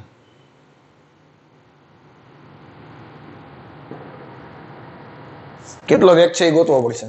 અને અંતે 2 મીટર પ્રતિ સેકન્ડ સ્ક્વેરના પ્રતિ પ્રવેગથી ગતિ કરે સ્થિર થાય છે. અને પ્રતિ પ્રવેગથી ગતિ કરે, આનો જવાબ છે, સોરી અહીં 2 છે, હમણાં દાવ થઈ જાય. 2 મીટર પ્રતિ સેકન્ડ સ્ક્વેરના પ્રતિ પ્રવેગથી. આનો મને સમય ખબર નથી. આપણે XT અને AT ગ્રાફ દોરવાનો છે. ક્વેશ્ચનમાં લખતા ભૂલી ગયો હું. XT અને AT ગ્રાફ દોરો. VT ગ્રાફ એ દોરવાનો છે પણ VT ગ્રાફ દોરાઈ ગયો. XT, AT and VT graph દોરવાના છે પણ VT ગ્રાફ થઈ ગયો. આમાં ઘટે ખાલી એક વસ્તુ. હવે આ જો, આ એના માટે મેક્સિમમ વેગ થઈ ગયો. આટલો શું થઈ ગયો? મેક્સિમમ વેગ થઈ ગયો. આને A1 કહી દો. આટલો એરિયા A2 થઈ ગયો અને આટલો એરિયા A3 થઈ ગયો. ક્લિયર? તો પેલા ટ્રાયેંગલ ની વાત કરો તમે. પેલું ટ્રાયેંગલ, તો એના માટે tan θ1 લખું તો NH કહેવાય, A1 કહેવાય કે ન કહેવાય? અને થીટા તમે મૂકો, tan θ1 બરાબર સામેની બાજુ છેદમાં પાસેની બાજુ. પરંતુ tan θ ને જ કહેવાય પ્રવેગ. સામેની બાજુ કેટલી થઈ ગઈ? તો કે Vmax. અને પાસેની બાજુ કેટલી થઈ ગઈ? તો કે સમય. તો Vmax બરાબર કેટલા થઈ ગયા? A1 T1 એટલે 2 પંચાને 10. Vmax કેટલા થઈ ગયા? 10 મીટર પ્રતિ સેકન્ડ. આની કિંમત આવી ગઈ 10. આટલાની. હવે સાંભળજે. તો અહીંથી પેલી 5 સેકન્ડમાં સ્થાનાંતર કેટલું કરે એ જોતું હોય તો x1 બરાબર શું થાય? એરિયા.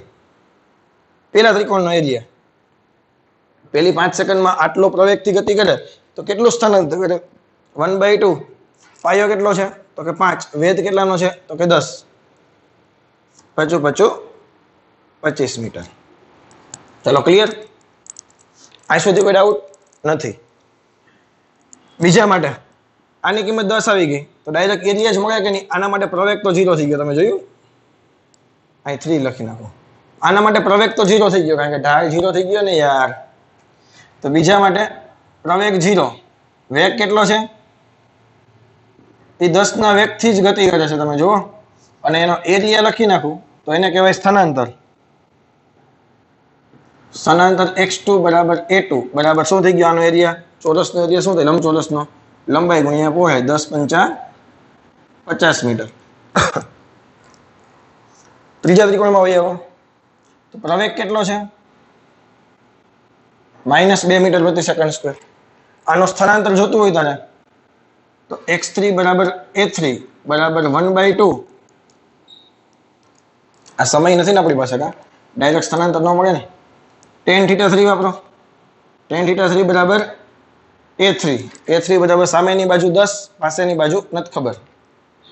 સામેની બાજુ V max છે, પાસેની બાજુ T3 છે. તો T3 બરાબર શું થયા? V max ના છેદમાં A3. V max 10, A3 2. સમય કેટલો આવ્યો? 5 સેકન્ડ. આ ખબર નહોતી, જો મને મળી ગઈ હવે. 5 સેકન્ડ. આ ખબર નહોતી, મળી ગયા. આ ખબર નહોતી, ફાઇન્ડ કરેલા છે. રેડી?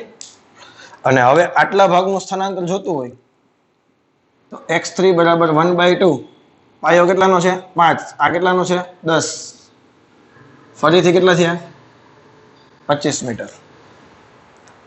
આ વસ્તુ ક્લિયર? હવે ભૂલ ક્યાં થાય તમારા બધાની? એ હવે xt ગ્રાફ દોરવાની શરૂઆત કરીએ. પેલા એટી ગ્રાફ પતાવી નાખીએ. એટી ગ્રાફ સૌથી ઈઝી છે, એટલે પેલા એક આપ લખીને ચેકી જ નાખે, એટલે એની ઉપાધિ જ નહીં. એટી ગ્રાફની દોરો. પેલા સ્ટાર્ટિંગમાં પ્રવેગ કેટલાનો છે? 2 મીટર પ્રતિ સેકન્ડ સ્ક્વેરનો પ્રવેગ છે. કેટલાનો છે? 2 મીટર પ્રતિ સેકન્ડ સ્ક્વેરનો અચળ પ્રવેગ છે. કેટલી સેકન્ડ સુધી? 5 સેકન્ડ સુધી. તો 2 અચળ કરી નાખો. કેટલી સેકન્ડ માટે? તો કે 5 સેકન્ડ માટે. પછી અચળ પ્રવેગથી, સોરી, અચળ વેગથી ગતિ કરેલા પ્રવેગ 0 થઈ ગયો બીજી 5 સેકન્ડ માટે. એટલે ગ્રાફ સીધો નીચે વહી ગયો. બીજી 5 સેકન્ડ માટે પ્રવેગ છે જ નહીં, 0. અને ત્રીજી 5 સેકન્ડ માટે કેટલાનો પ્રવેગ છે? -2. શા માટે? કારણ કે પ્રતિ પ્રવેગ છે, એટલે નીચે ગ્રાફ આવે કે નહીં? તો આ ગ્રાફ ખરેખર આવો છે, જોવો તમે. આ બીજી 5 સેકન્ડ, એટલે અહીં લખવાની 10 અને અહીં લખવાની 15. આ પ્રવેગનો ગ્રાફ પૂરો થઈ ગયો. આમાં ભેજામાં ગયો કે ન ગયો? કઈ હજી એકાદું એક્ઝામ્પલ કરશો એટલે ધીમે ધીમે ભેજામાં જવા માંડશે. એકાદો હોમવર્કમાં આપીશ એટલે ઓટોમેટિક બધી વસ્તુ ખબર પડશે. આમાં કઈ ડાઉટ છે? નથી. હવે xt નો ગ્રાફ દોરું છું. હવે જોજો, હવે ધ્યાન દઈ દઈને વ્યવસ્થિત.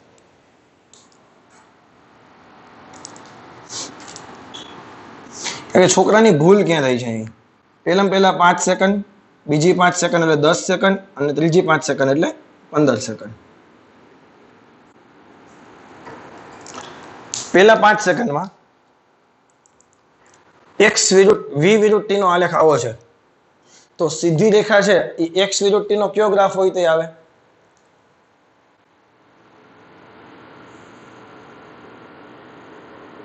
આ ગ્રાફ હોય તે આવે. યાદ કરો, અપવર્ડ પેરાબોલા હોવો જોઈએ. આ સીધી રેખા નથી હો. હા કે ના? આ યાદ છે કે નથી? સીધી રેખા v વિરુદ્ધ t ની હોય તો xt ગ્રાફ એના માટે અપવર્ડ પેરાબોલા હોવો જોઈએ. અને આ 5 સેકન્ડના અંતે સ્થાનાંતર કેટલું થઈ ગયું? 25.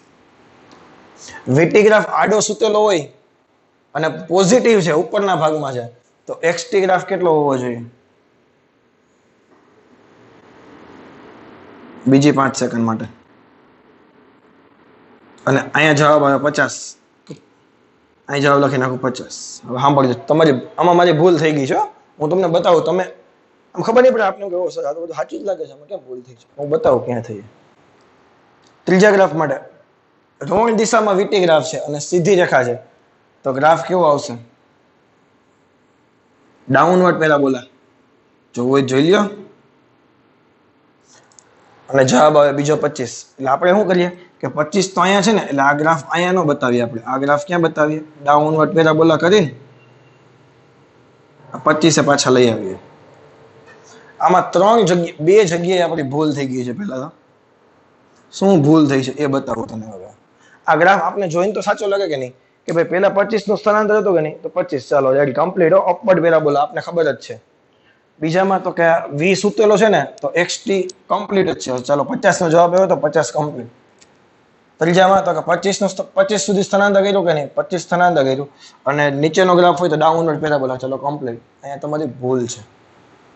હવે તમે વિચારો, vt ગ્રાફમાં જુઓ, એક વખત પદાર્થ ગતિની શરૂઆત કરે, એક જ દિશામાં આગળ વધે છે. અહીંથી વેગ વધે, અચળ ઘટે 0. માઇનસમાં વેગ આવ્યો નથી, પલટી મારી જ નથી. અહીંયા કટ ક્યાં કર્યો? ત્યાં આવીને અટકી ગયો. કટ ક્યાં કર્યો? તો પલટી મારી નથી, તો એક જ દિશામાં ગતિ થાય. તો કોઈ દી વેગની કિંમત ઘટે? સોરી, સ્થાનાંતરની કિંમત ઘટે? 25.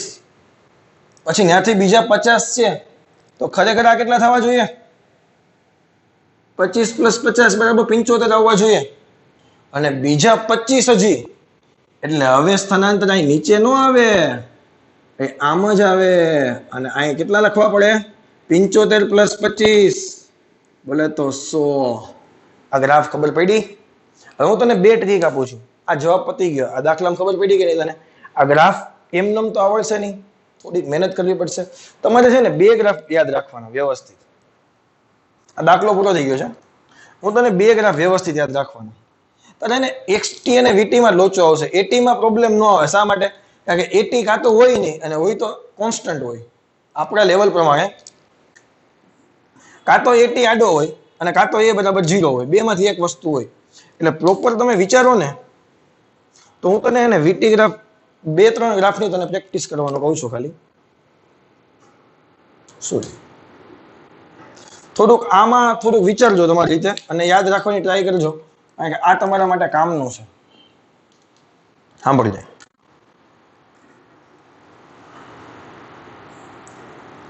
પહેલા vt ગ્રાફ છે, પછી xt ગ્રાફ છે અને પછી at ગ્રાફ. હું વારે ઘડી એટલા માટે બતાવું છું કે થોડુંક મને લાગે તમે ભૂલ કરશો ક્યાંક ને ક્યાંક. vt ગ્રાફ પોઝિટિવ છે, ધન છે, પરંતુ કોન્સ્ટન્ટ છે. તો xt ની લાઈન આવી હોવી જોઈએ, યાદ કરો.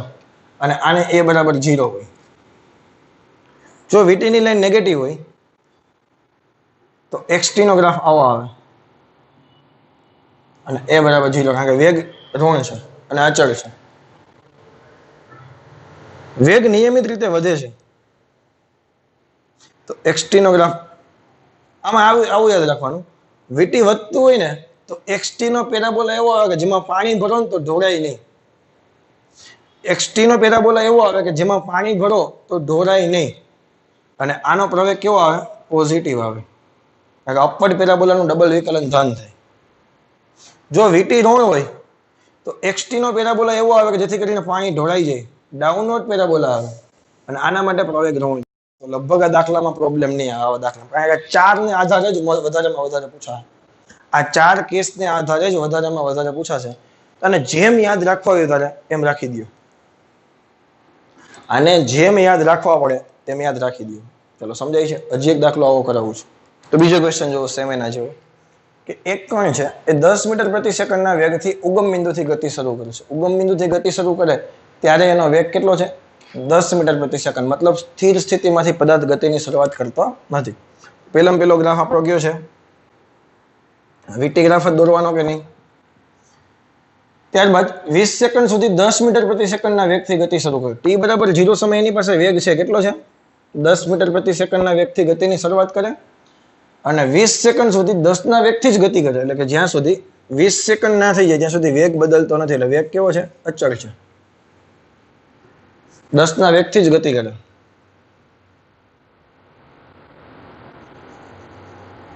ત્યારબાદ તે અચળ પ્રતિપ્રવેગથી ગતિ કરી પછીની 10 સેકન્ડમાં સ્થિર થાય છે. અચળ પ્રતિપ્રવેગથી ગતિ કરે એટલે લાઈન કેવી આવે? પછીની 10 સેકન્ડમાં ટોટલ ટાઈમ કેટલો થઈ ગયો? 30. આ ભાગ 10 નો જ છે. હવે આ vt ગ્રાફ આવી ગયો. હવે આને નામ આપી દો a1, આને નામ આપી દો o. હવે 1 નું એનાલિસિસ કરો તો 1 પરથી ખબર પડે પ્રવેગ 0 છે, કારણ કે આ ગ્રાફ સીધી રેખા છે એટલે આનો ઢાળ કેવો થાય? કારણ કે ઢાળ 0 છે એટલે પ્રવેગ 0 થઈ ગયો. એનો એરિયા ફાઇન્ડ કરવો હોય તો એરિયાને કહેવાય સ્થાનાંતર. આનો એરિયા ફાઇન્ડ કરો 10 આ અને 20 આ. એકદમ ઈઝી. 10 × 20 બરાબર 200 મીટર. બીજા માટે એરિયા ફાઇન્ડ કરવો જોશે a2. સોરી, પ્રવેગ ફાઇન્ડ કરવો પડશે ને પેલા. અહીં થીટા મૂકો. tan θ2 બરાબર a2 બરાબર સામેની બાજુ 10, પાસેની બાજુ 10. એટલે 30 - 20 બરાબર 10 હો. જવાબ આવે 1 મીટર પ્રતિ સેકન્ડ સ્ક્વેર. પણ વ્યવસ્થિત લખશું અને વ્યવસ્થિત વિચારશું તો -1 આવશે. શા માટે? કારણ કે પ્રતિપ્રવેગ આ 10, આ 10, આ 10, આ 10. આનો એરિયા કેટલો થઈ ગયો? x2 બરાબર a2 બરાબર 1/2 10 × 10 બરાબર કેટલા થઈ ગયા? 50 મીટર. હવે હું xt ગ્રાફ બનાવું તો વીટી ગ્રાફ સૂતેલો છે તો એક્સટી ગ્રાફ સીધી રેખા આવે 20 સેકન્ડ માટે સ્થાનાંતર કર્યું 200.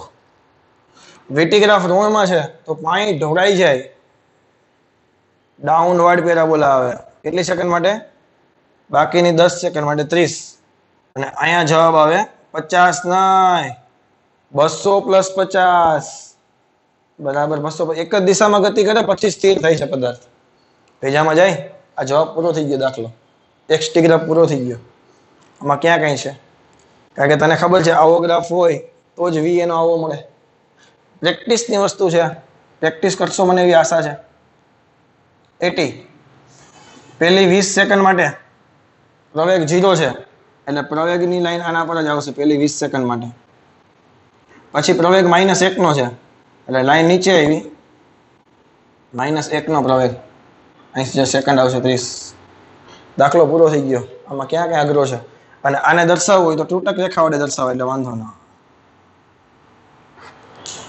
આ દાખલો પૂરો થઈ ગયો એટલે જ મેં તમને કીધું તો વીટી ગ્રાફ ડાયરેક્ટ કરશો એટલે તમને એક્સટી અને એટી માં પ્રોબ્લેમ આવશે નહીં ગ્રાફ ટ્રાન્સફોર્મેશન કરતા તમને આવડી જવા જોઈએ ગ્રાફને એકબીજામાં કન્વર્ટ કરતા તમને આવડી જવા જોઈએ તો એના માટે પ્રેક્ટિસ કરવી ખૂબ અગત્યની છે આડી લાઈન ઊભી લાઈન આવું આવે તેવું આવે બધી વસ્તુ પ્રેક્ટિસની વસ્તુ છે ઓકે આમાં કઈ ડાઉટ છે નહીં ડાઉટ હોય તો હજી એક બે MCQ આપીશ એટલે એ સોલ્વ કરશો એટલે ઓટોમેટિકલી ડાઉટ બધી તમારી સોલ્વ થઈ જશે તો પણ ના થાય તો પુની ધરીએ એની time you can message me okay relative motion નો ટોપિક છે આપણો નવો હવે એટલે કે સાપેક્ષ ગતિ છે એમાં બધી સાપેક્ષ ગતિ હું નથી કરવાનો કારણ કે સાપેક્ષ ગતિ આપણે એકદમ જોરદાર રીતે ભણી ગયા હતા ક્લાસમાં કેટલા બધા પ્રોબ્લેમ આપણે કર્યા હતા છોકરા છોકરી વાળા કેસના પ્રોબ્લેમ કર્યા હતા ટ્રોલી ઉપર બેસાડીને વાંદરા વાળા પ્રોબ્લેમ કર્યા હતા આપણે પ્લસ ઓવરટેકિંગના ચોર પોલીસના કેસ કર્યા હતા ચોર છે પકડાશે કે નહીં પકડાય નહીં પકડાય તો પોલીસ કેટલામાં કેટલું નજીક સુધી જઈ શકશે બધી જ વસ્તુ આપણે સોલ્વ કરી હતી પણ આજે હું તને ઓવરટેકિંગના પ્રોબ્લેમની મારે થોડીક વધારે ડિસ્કશન કરાવી છે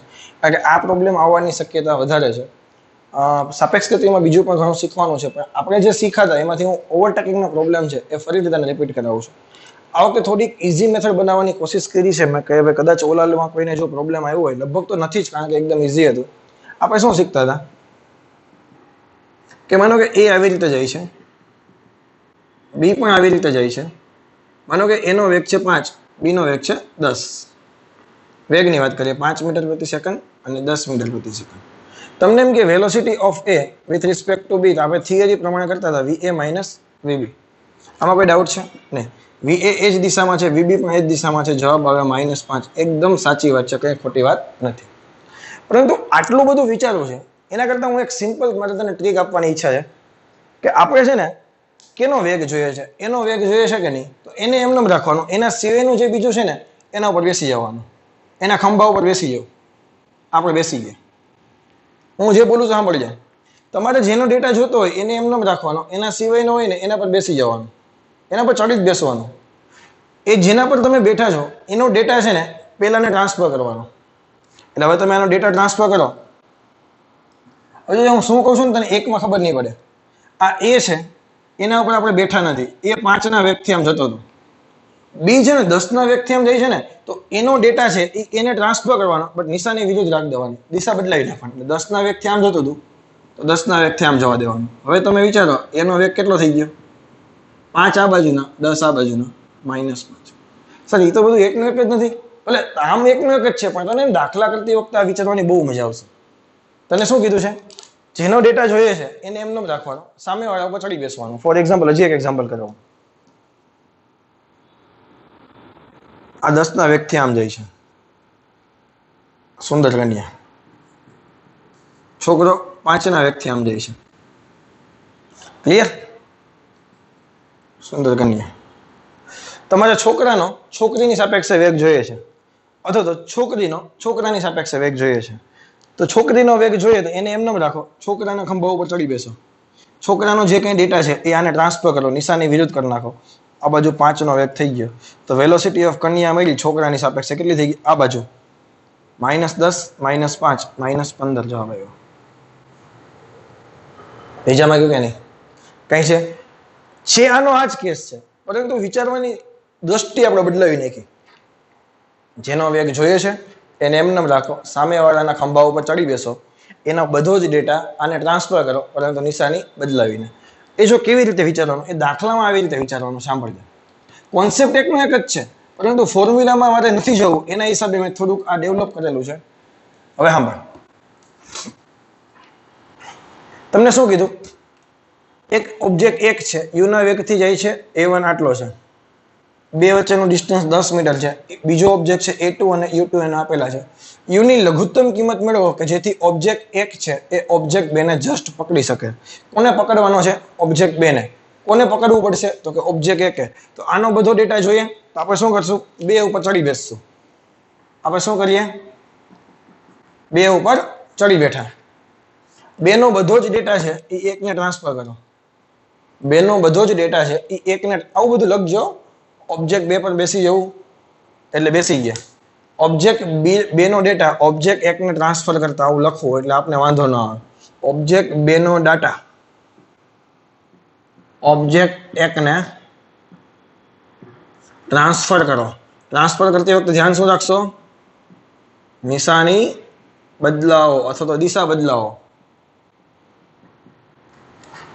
તો ઓબ્જેક્ટ 1 નો ડેટા શું હતો? આ યુ એમનો. આ કેટલા હતા? 2 મીટર પ્રતિ સેકન્ડના 2 મીટર પ્રતિ સેકન્ડ. હવે પેલાનો ડેટા આવ્યો, ધ્યાન રાખજો, યુ માંથી યુ બાદ થાય, એ માંથી એ બાદ થાય ડાયરેક્શન બદલાવામાં.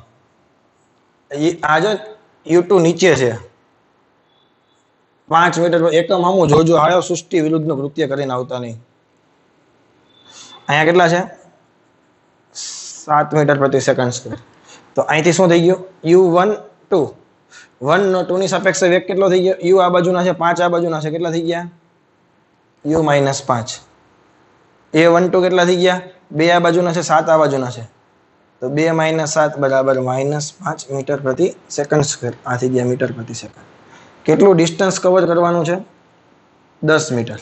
અને ઓબ્જેક્ટ 1 છે એ 2 ને પકડી લેશે એટલે અહીંયા વેગ કેટલો થઈ જશે? 0. અંતિમ વેગ કેટલો થઈ ગયો? 0. આ તો ખબર પડે કે નહીં? જસ્ટ પકડી લે પછી ને ઊભું થઈ જવાનું. તો અંતિમ વેગ 0, પ્રારંભિક વેગ U - 5, પ્રારંભિક પ્રવેગ સાપેક્ષ પ્રવેગ -5 મીટર પ્રતિ સેકન્ડ સ્ક્વેર. 10 નું અંતર આપવાનું છે તો ડેટા મૂકો કયો? v² - u² બરાબર 2ad પરથી અંતિમ વેગ 0, પ્રારંભિક વેગ U - 5 નો સ્ક્વેર, પ્રારંભિક પ્રવેગ -5 અને d કેટલા છે? તો કે 10. આ કેટલા થયા? -U - 5 નો સ્ક્વેર, -5 દુ 10 ને 10 100. આ હે ને આને કાઉન્સ છૂટો ન કરતા, માઇનસ પ્લસ થઈ ગયા કે નહીં? બે બાજુ વર્ગમૂળ લઈ લ્યો એટલે વર્ગ ડાયરેક્ટ નીકળી ગયો, ઓલું સ્ટેપ છૂટા કરવાની જરૂર નથી કઈ. U - 5 બરાબર 10 નું વર્ગમૂળ 10, 100 નું વર્ગમૂળ 10, 10 ને 5 કેટલા થઈ ગયા? 15 મીટર પ્રતિ સેકન્ડ સ્ક્વેર. 15 મીટર પ્રતિ સેકન્ડના પ્રારંભિક વેગથી ગતિ કરે તો એને પકડી શકે, બાકી પકડી શકે નહીં. લઘુત્તમમાં લઘુત્તમ પ્રવેગ કેટલો હોવો? સોરી, લઘુત્તમમાં લઘુત્તમ એકનો વેગ કેટલો હોવો જોઈએ? 15 મીટર પ્રતિ સેકન્ડ હોય તો જ પકડી શકે, બાકી પકડી શકે નહીં. આમાં કઈ ડાઉટ છે? ચોર પોલીસના દાખલામાં આ રીતે જ કરતા હતા, સાપેક્ષ પ્રવેગ જ મેળવતા હતા. પણ આજે જે હું બોલું છું ને, બોલવાની મેં સ્ટાઇલ બદલાવી નાખી. કેનો ડેટા જોઈએ? તો કે આનો. આના પર બેસી જાઓ, હું તને યાદ કરાવું. જો ચાલો, આ દાખલો પૂરો થઈ ગયો. હવે સાંભળજો. પોલીસ 10 મીટર પ્રતિ સેકન્ડના વેગથી જાય છે. 2 મીટર પ્રતિ ચાલો પ્રવેગ નથી આપ્યો. પોલીસનો વેગ સ્થિર સ્થિતિમાંથી શરૂ કરે છે એટલે પ્રારંભિક વેગ કેટલો છે? 0 લખી નાખીએ. ચોર છે, કેટલાના વેગથી જાય છે? 10 મીટર પ્રતિ સેકન્ડના વેગથી જાય છે. આ ચોર. પ્રારંભિક ડિસ્ટન્સ કેટલું છે? 100 મીટર. હવે સાંભળીએ. આપણને એમ કીધું ચોરને પકડવા માટે કેટલો સમય લાગશે? આપણે શું કીધું? ચોરને પકડવા માટે કેટલો સમય લાગશે? આપણે શું કરીએ? ચોર ઉપર બેસી જઈએ. પકડવાનું તો પોલીસને છે કે નહીં? તો ચોર ઉપર બેસી જઈએ. ચોરનો બધો ડેટા એને ટ્રાન્સફર કરો. તો 10 આ બાજુ હતા, આ બાજુ એવા કે નહીં? આ બાજુ તો વેગ 0 હતો, સ્ટાર્ટિંગમાં કઈ વેગ હતો નહીં. આને પ્રવેગ છે નહીં, આની પાસે પ્રવેગ ખાલી એક જ વધ્યો, એ મારે જોઈએ છે. ડેટા 100 ના 100. તો velocity of police with respect two ચોર કેટલી થઈ ગઈ? -10 મીટર પ્રતિ second. Acceleration of police with respect two ચોર મારે જોઈએ છે. પાકું? જસ્ટ પકડે છે એટલે અંતિમ વેગ કેટલો લખી નાખીએ? 0. અંતિમ વેગ કેટલો લખી નાખીએ? 0. તો શું સમીકરણ મુકાય? v² - u² બરાબર 2ad. અંતિમ વેગ 0. પ્રારંભિક વેગ કેટલો થઈ ગયો? 2/2. એ દેખાઈને મારે જોઈએ છે. એપીસી મારે જોઈએ. Acceleration of police with respect two ચોર મારે જોઈએ. ડિસ્ટન્સ કેટલું છે? 100. માઇનસ કેટલા થઈ ગયા? 10 નો વર્ગ 100 થયા ને?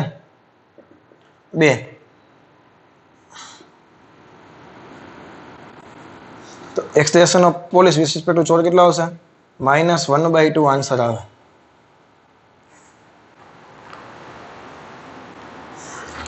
અથવા તો 1/2 તમે લખો તો પણ કઈ પ્રોબ્લેમ છે નહીં.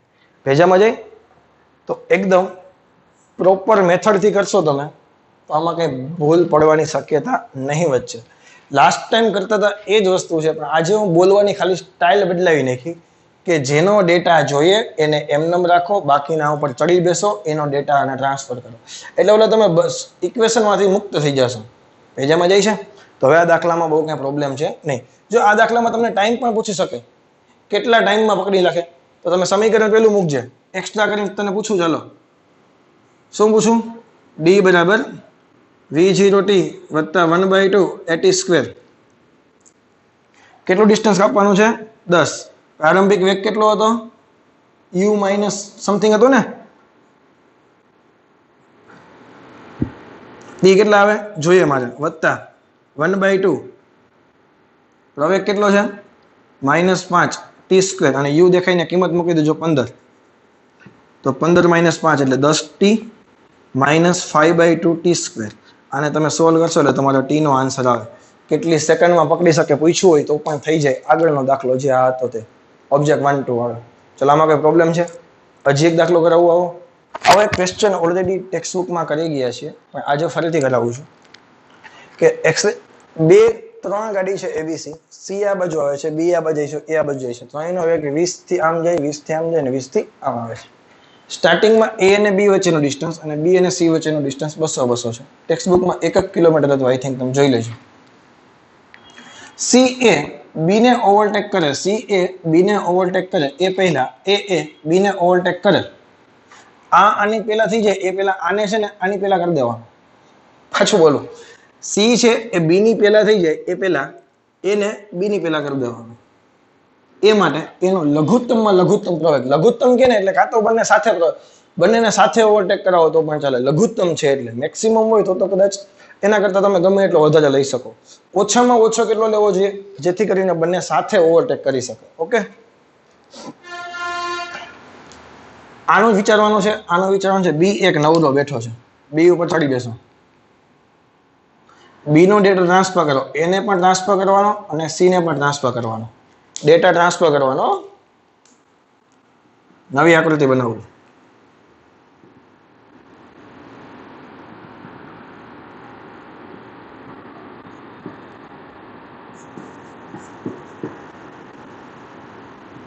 બી ના બાપુજીનો રસ્તો એવું નથી લાગતો, રસ્તાની વચ્ચો વચ્ચ ચાલ્યો જાય છે.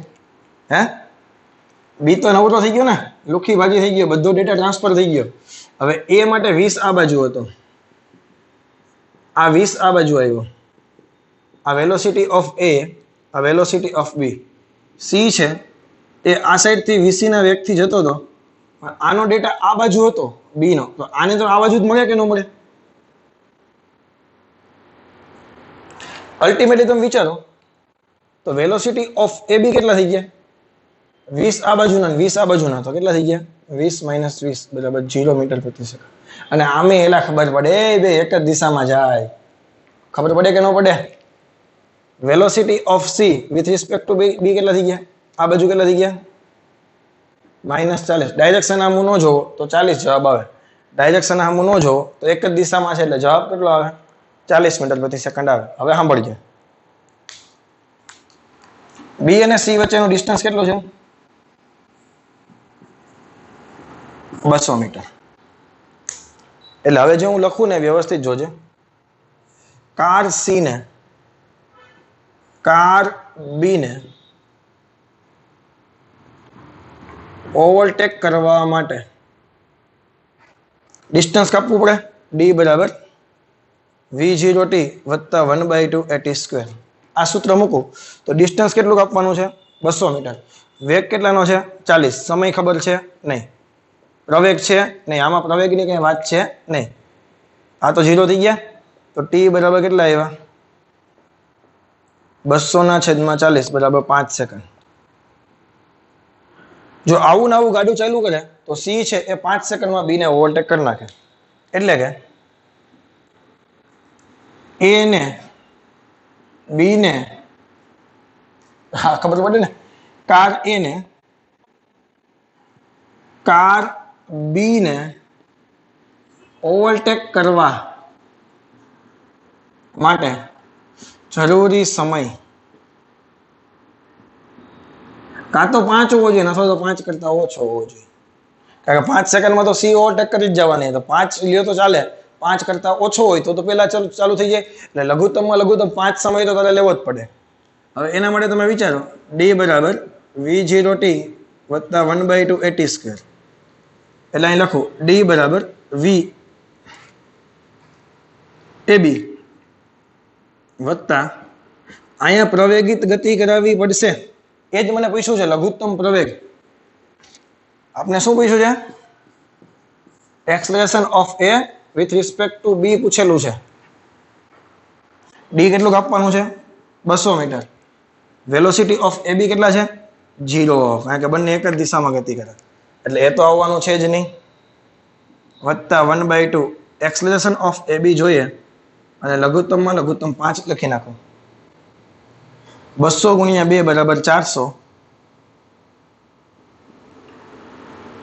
25 25 × 8 200 બીજા 8 8 2 16 16 મીટર પ્રતિ સેકન્ડ સ્ક્વેરનો લઘુત્તમમાં લઘુત્તમ તો પ્રવેગ જોઈએ જ તો જ કાર છે એ સી ની સાથે ઓવરટેક કરી શકે. 16 કરતા વધારે હોય તો કાર એ છે એ પહેલા નીકળી જશે, બી સી કરતા પહેલા ઓવરટેક કરી જશે બી ને. આમાં કઈ ડાઉટ છે? આ મજા આવે છે કે નહીં કે જે વધારાનો હોય એના ઉપર બેસી જવાનું, એનો ડેટા ટ્રાન્સફર કરવાનો, બટ નિશાની સહિત. મેથડ એ જ છે. આગલા વખતે શીખ્યા તમે મેથડમાં કઈ નવું નથી. પરંતુ આજે આપણે ખાલી શું કરીએ છીએ? તે દિવસ શું કરતા હતા કે velocity of A with respect to B તો કે 20 - 20 બરાબર 0. એ આજે પિક્ચરના સ્વરૂપમાં આપણે દેખાઈ ગયું. અહીંયા શું લખત? Velocity of C minus velocity of B. આને લખત -20 -20 એટલે -40 જવાબ આવે. એ બધું એકનું એક જ થાય. તમે આમ કરત ને તે દિવસે, જો આજે આવું ન શીખવાડ્યું તો તમે શું કરત? આને તમે માઇનસ કહો, આને તમે પ્લસ કે, આનો જવાબ પણ -40 જ થત. એટલે નિશાનીને ધ્યાનમાં ન લે તો જવાબ કેટલો આવે? 40 હોય એટલે 5 સેકન્ડમાં ઓવરટેક કરી નાખે. તો હવે આ દાખલામાં કોઈ પ્રોબ્લેમ છે? નથી ને. હવે ઓવરટેકિંગ વાળા દાખલા મેક્સિમમ ક્યાં સુધી પકડી શકે ચોરને, તો પોલીસ છે ચોરની કેટલો નજીક જઈ શકે, એ બધા દાખલા આના જેવા જ છે, ખાલી ડેટા અલગ અલગ આપેલા છે. સમજાય છે? તો એનસીઆરટીના દાખલા, આજના લેક્ચરના 2 દાખલા, અગાઉના દાખલા સાપેક્ષ ગતિના, એ બધા તમારા માટે કામના છે. એટલી પ્રેક્ટિસ કરશો તો પણ મોર ધેન ઇનફ છે. હવે આજે હું તને નવો ટોપિક ચલાવવા શીખવા જઈ રહ્યો છું, એ છે એસ્કેલેટર. એક્સેલેટર નહીં, એક્સેલેટર એટલે લીવર થાય. એસ્કેલેટર કોને કહેવાય? આપણે મોલમાં જઈએ અને ઓલી સીડી ના હોય ઓટોમેટિક, એને એસ્કેલેટર કહેવાય. સમજાય છે? ઓટોમેટિક સીડી ના હોય, ઊભો થઈ જવાનો, ખાલી ઢંટાણ કરતા ઊભો ચડાવી દઈએ તો એ જે એસ્કેલેટર કહેવાય. શું કહેવાય એને?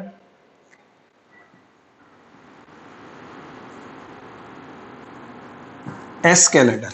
તો હવે એસ્કેલેટરના દાખલા છે એ શીખવાડવાના છે મારે તને.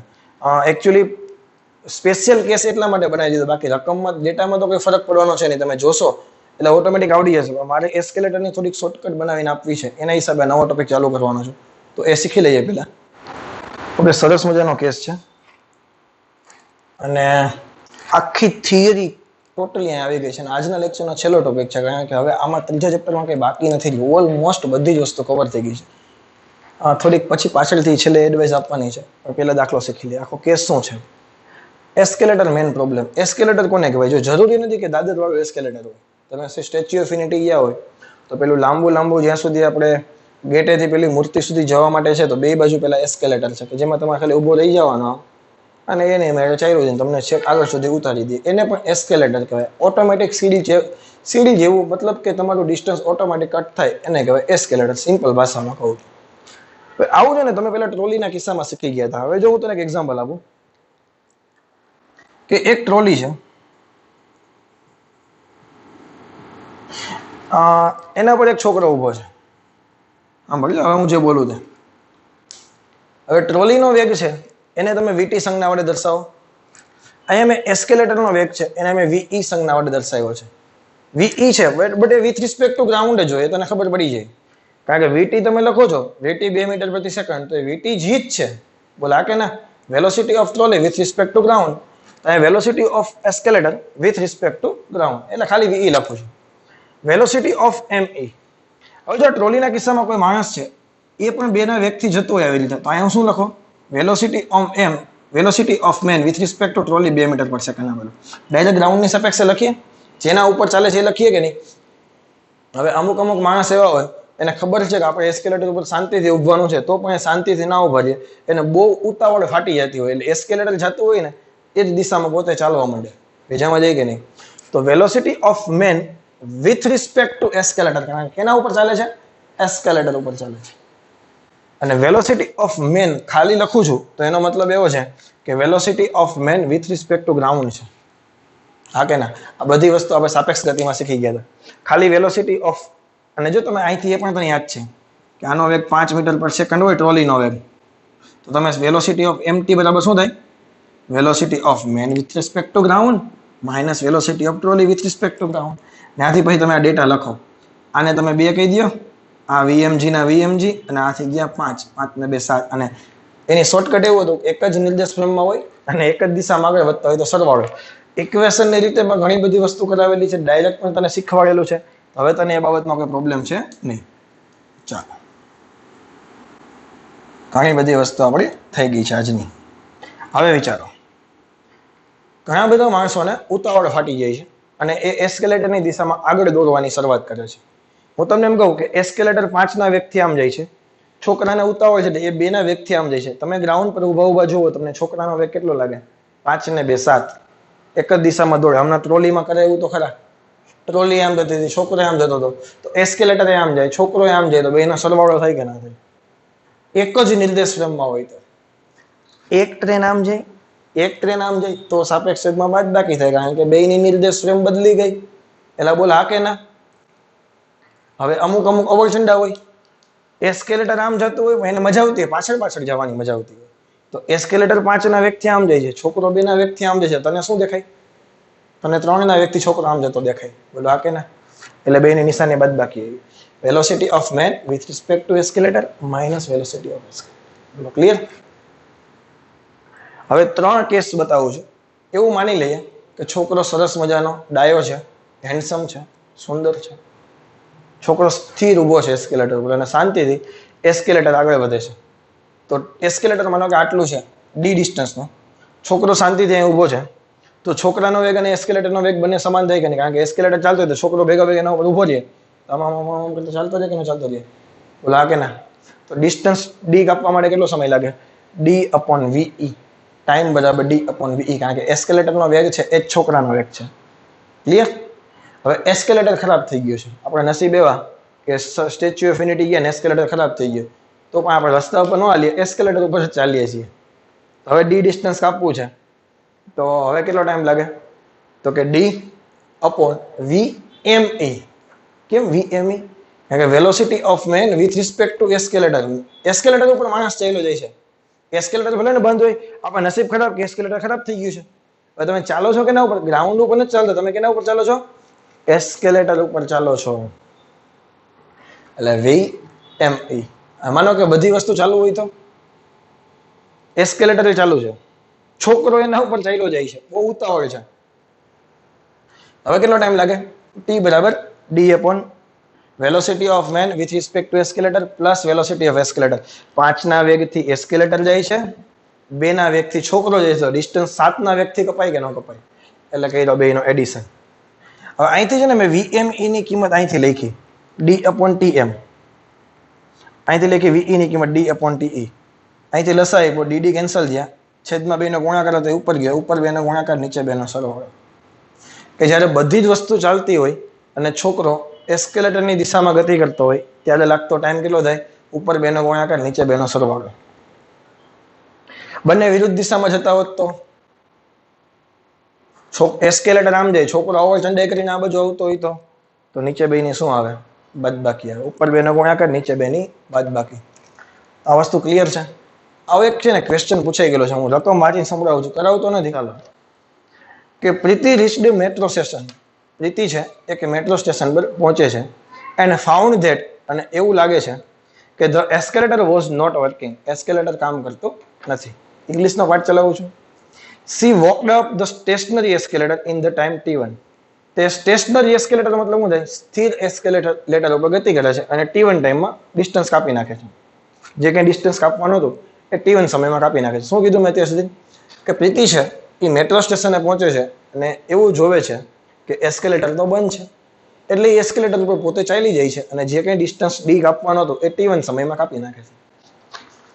On other days if she remain stationary on moving escalator. બીજે દિવસે જાય છે, નસીબ સારા છે, એસ્કેલેટર રિપેરિંગ થઈ ગયું છે, હવે પોતે એસ્કેલેટર ઉપર ઊભી રહી જાય છે. પોતે એસ્કેલેટર ઉપર ઊભી રહી જાય છે અને હવે એસ્કેલેટર ગતિ કરે છે અને હવે T2 ટાઈમમાં ગતિ કરી નાખે. T2 સમયમાં જે કે મુસાફરી પૂરી કરવાની છે એ કરી નાખે છે. ખબર પડી કે નહીં? પહેલે દિવસે પ્રીતિ ગઈ તો એસ્કેલેટર બંધ હતું, એટલે એસ્કેલેટર ઉપર ચાલી ગઈ. તો માનો કે એસ્કેલેટરનું ડિસ્ટન્સ આટલું છે, હવે ચાલતા ચાલતા પહોંચે છે તો એ T1 સમયમાં પહોંચી જાય છે. બીજે દિવસે એસ્કેલેટર ચાલુ હતું એટલે પ્રીતિ ખાલી એના ઉપર ઊભી રહી ગઈ અને હવે જે ટાઈમ લાગે છે એ T2 લાગે છે. Clear? The time taken by her to walk up on the moving escalator will be. માનો કે એસ્કેલેટર ત્રીજે દિવસે જાય, એસ્કેલેટર પણ ચાલુ હોય અને પોતે પણ એ જ દિશામાં ચાલવાની શરૂઆત કરે તો હવે કેટલો ટાઈમ લાગે? કેટલો ટાઈમ લાગે? એટલે ઉપર 2 નો ગુણાકાર, નીચે 2 નો સરવાળો. આ TE કેના માટે છે? TE કેના માટે છે? તો કે ખાલી એસ્કેલેટર ચાલતું હોય ત્યારે. TM કેના માટે છે? એસ્કેલેટર બંધ હોય છોકરો ચાલતો હોય ત્યારે. છોકરી ચાલતી હોય તો ન હાલે? એટલે કોડા હાલે જ ને ભાઈ. બંનેનો ઉપર 2 નો ગુણાકાર, બધું ચાલતું હોય તો ઉપર 2 નો ગુણાકાર, નીચે 2 નો સરવાળો. આ MCQ નીટમાં પૂછાઈ ગયેલો છે. આઈ થિંક 2016 છે, મને બહુ એક્ઝેક્ટ યાદ નથી, 16 કે 17 માં પૂછાઈ ગયેલો છે. તો આમાં તમને હવે કંઈ પ્રોબ્લેમ આવવો જોઈએ નહીં. તો મારી સાઈડથી આ ચેપ્ટરમાં ત્રીજા ચેપ્ટરમાં કરાવવાની બધી વસ્તુ પૂરી થઈ ગઈ. ઓલમોસ્ટ ટોટલી કોન્સેપ્ટ અમે કવર કરી લીધા છે રિવિઝનમાં. MCQમાં તમે કેલ્ક્યુલેટ કરશો તો 35-30 જેવા MCQ થઈ ગયા છે, કદાચ વધી ગયા હોય તો મને ખબર નથી. 30-35 જેવા સારા સારા MCQ તમને કરાવી દીધા છે. પ્લસ હોમવર્કમાં તમને 20 જેવા MCQ તો હોમવર્કમાં આપી દીધા. આજે પણ તમને કંઈક હોમવર્કમાં મળશે તો બીજા 30 જેવા MCQ હોમવર્કના તમે સોલ્વ કરો. 30-35 જેવા મેં કરાવ્યા, 65 જેવા MCQ નો રિવિઝન તો મેં જ કરાવી દીધું છે. પ્લસ તમે બીજા જે કંઈ PDF માંથી સોલ્વ કરો મેં મોકલાવેલી, તમારી પાસે દર્પણ કે યોગી બુક હોય, મોલ્ડન હોય કે એલનની કોઈ કોપી હોય એમાંથી તમે સોલ્વ કરો. તો ત્રીજા ચેપ્ટરમાં હવે કંઈ પ્રોબ્લેમ રહેવો જોઈએ નહીં. આજના લેક્ચરનો મેઇન ટાર્ગેટ હતો આપણો ગ્રાફ. VT ગ્રાફમાંથી XT અને ATમાં રૂપાંતર કરતા તને આવડી જવા જોઈએ. અને વેરિયેબલ એક્સેલરેશનની જે કંઈ વસ્તુ આગળના લેક્ચરમાં રોકેટ પ્રોબ્લેમ શીખી ગયા હતા, બલૂન અને સ્ટોનના પ્રોબ્લેમ શીખી ગયા હતા.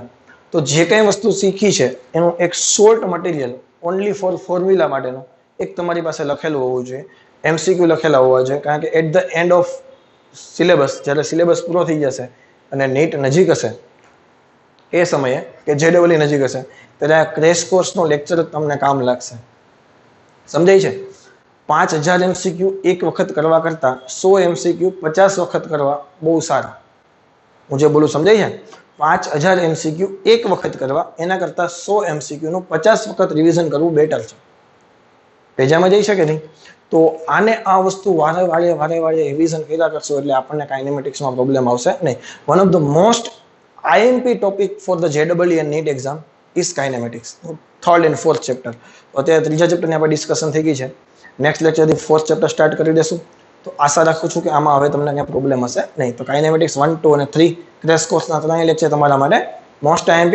ઓકે, વારે ઘડીએ રિવિઝન કરતા રહેજો, MCQ સોલ્વ કરતા રહેજો. Best of luck. Thank you very much. Have a nice day.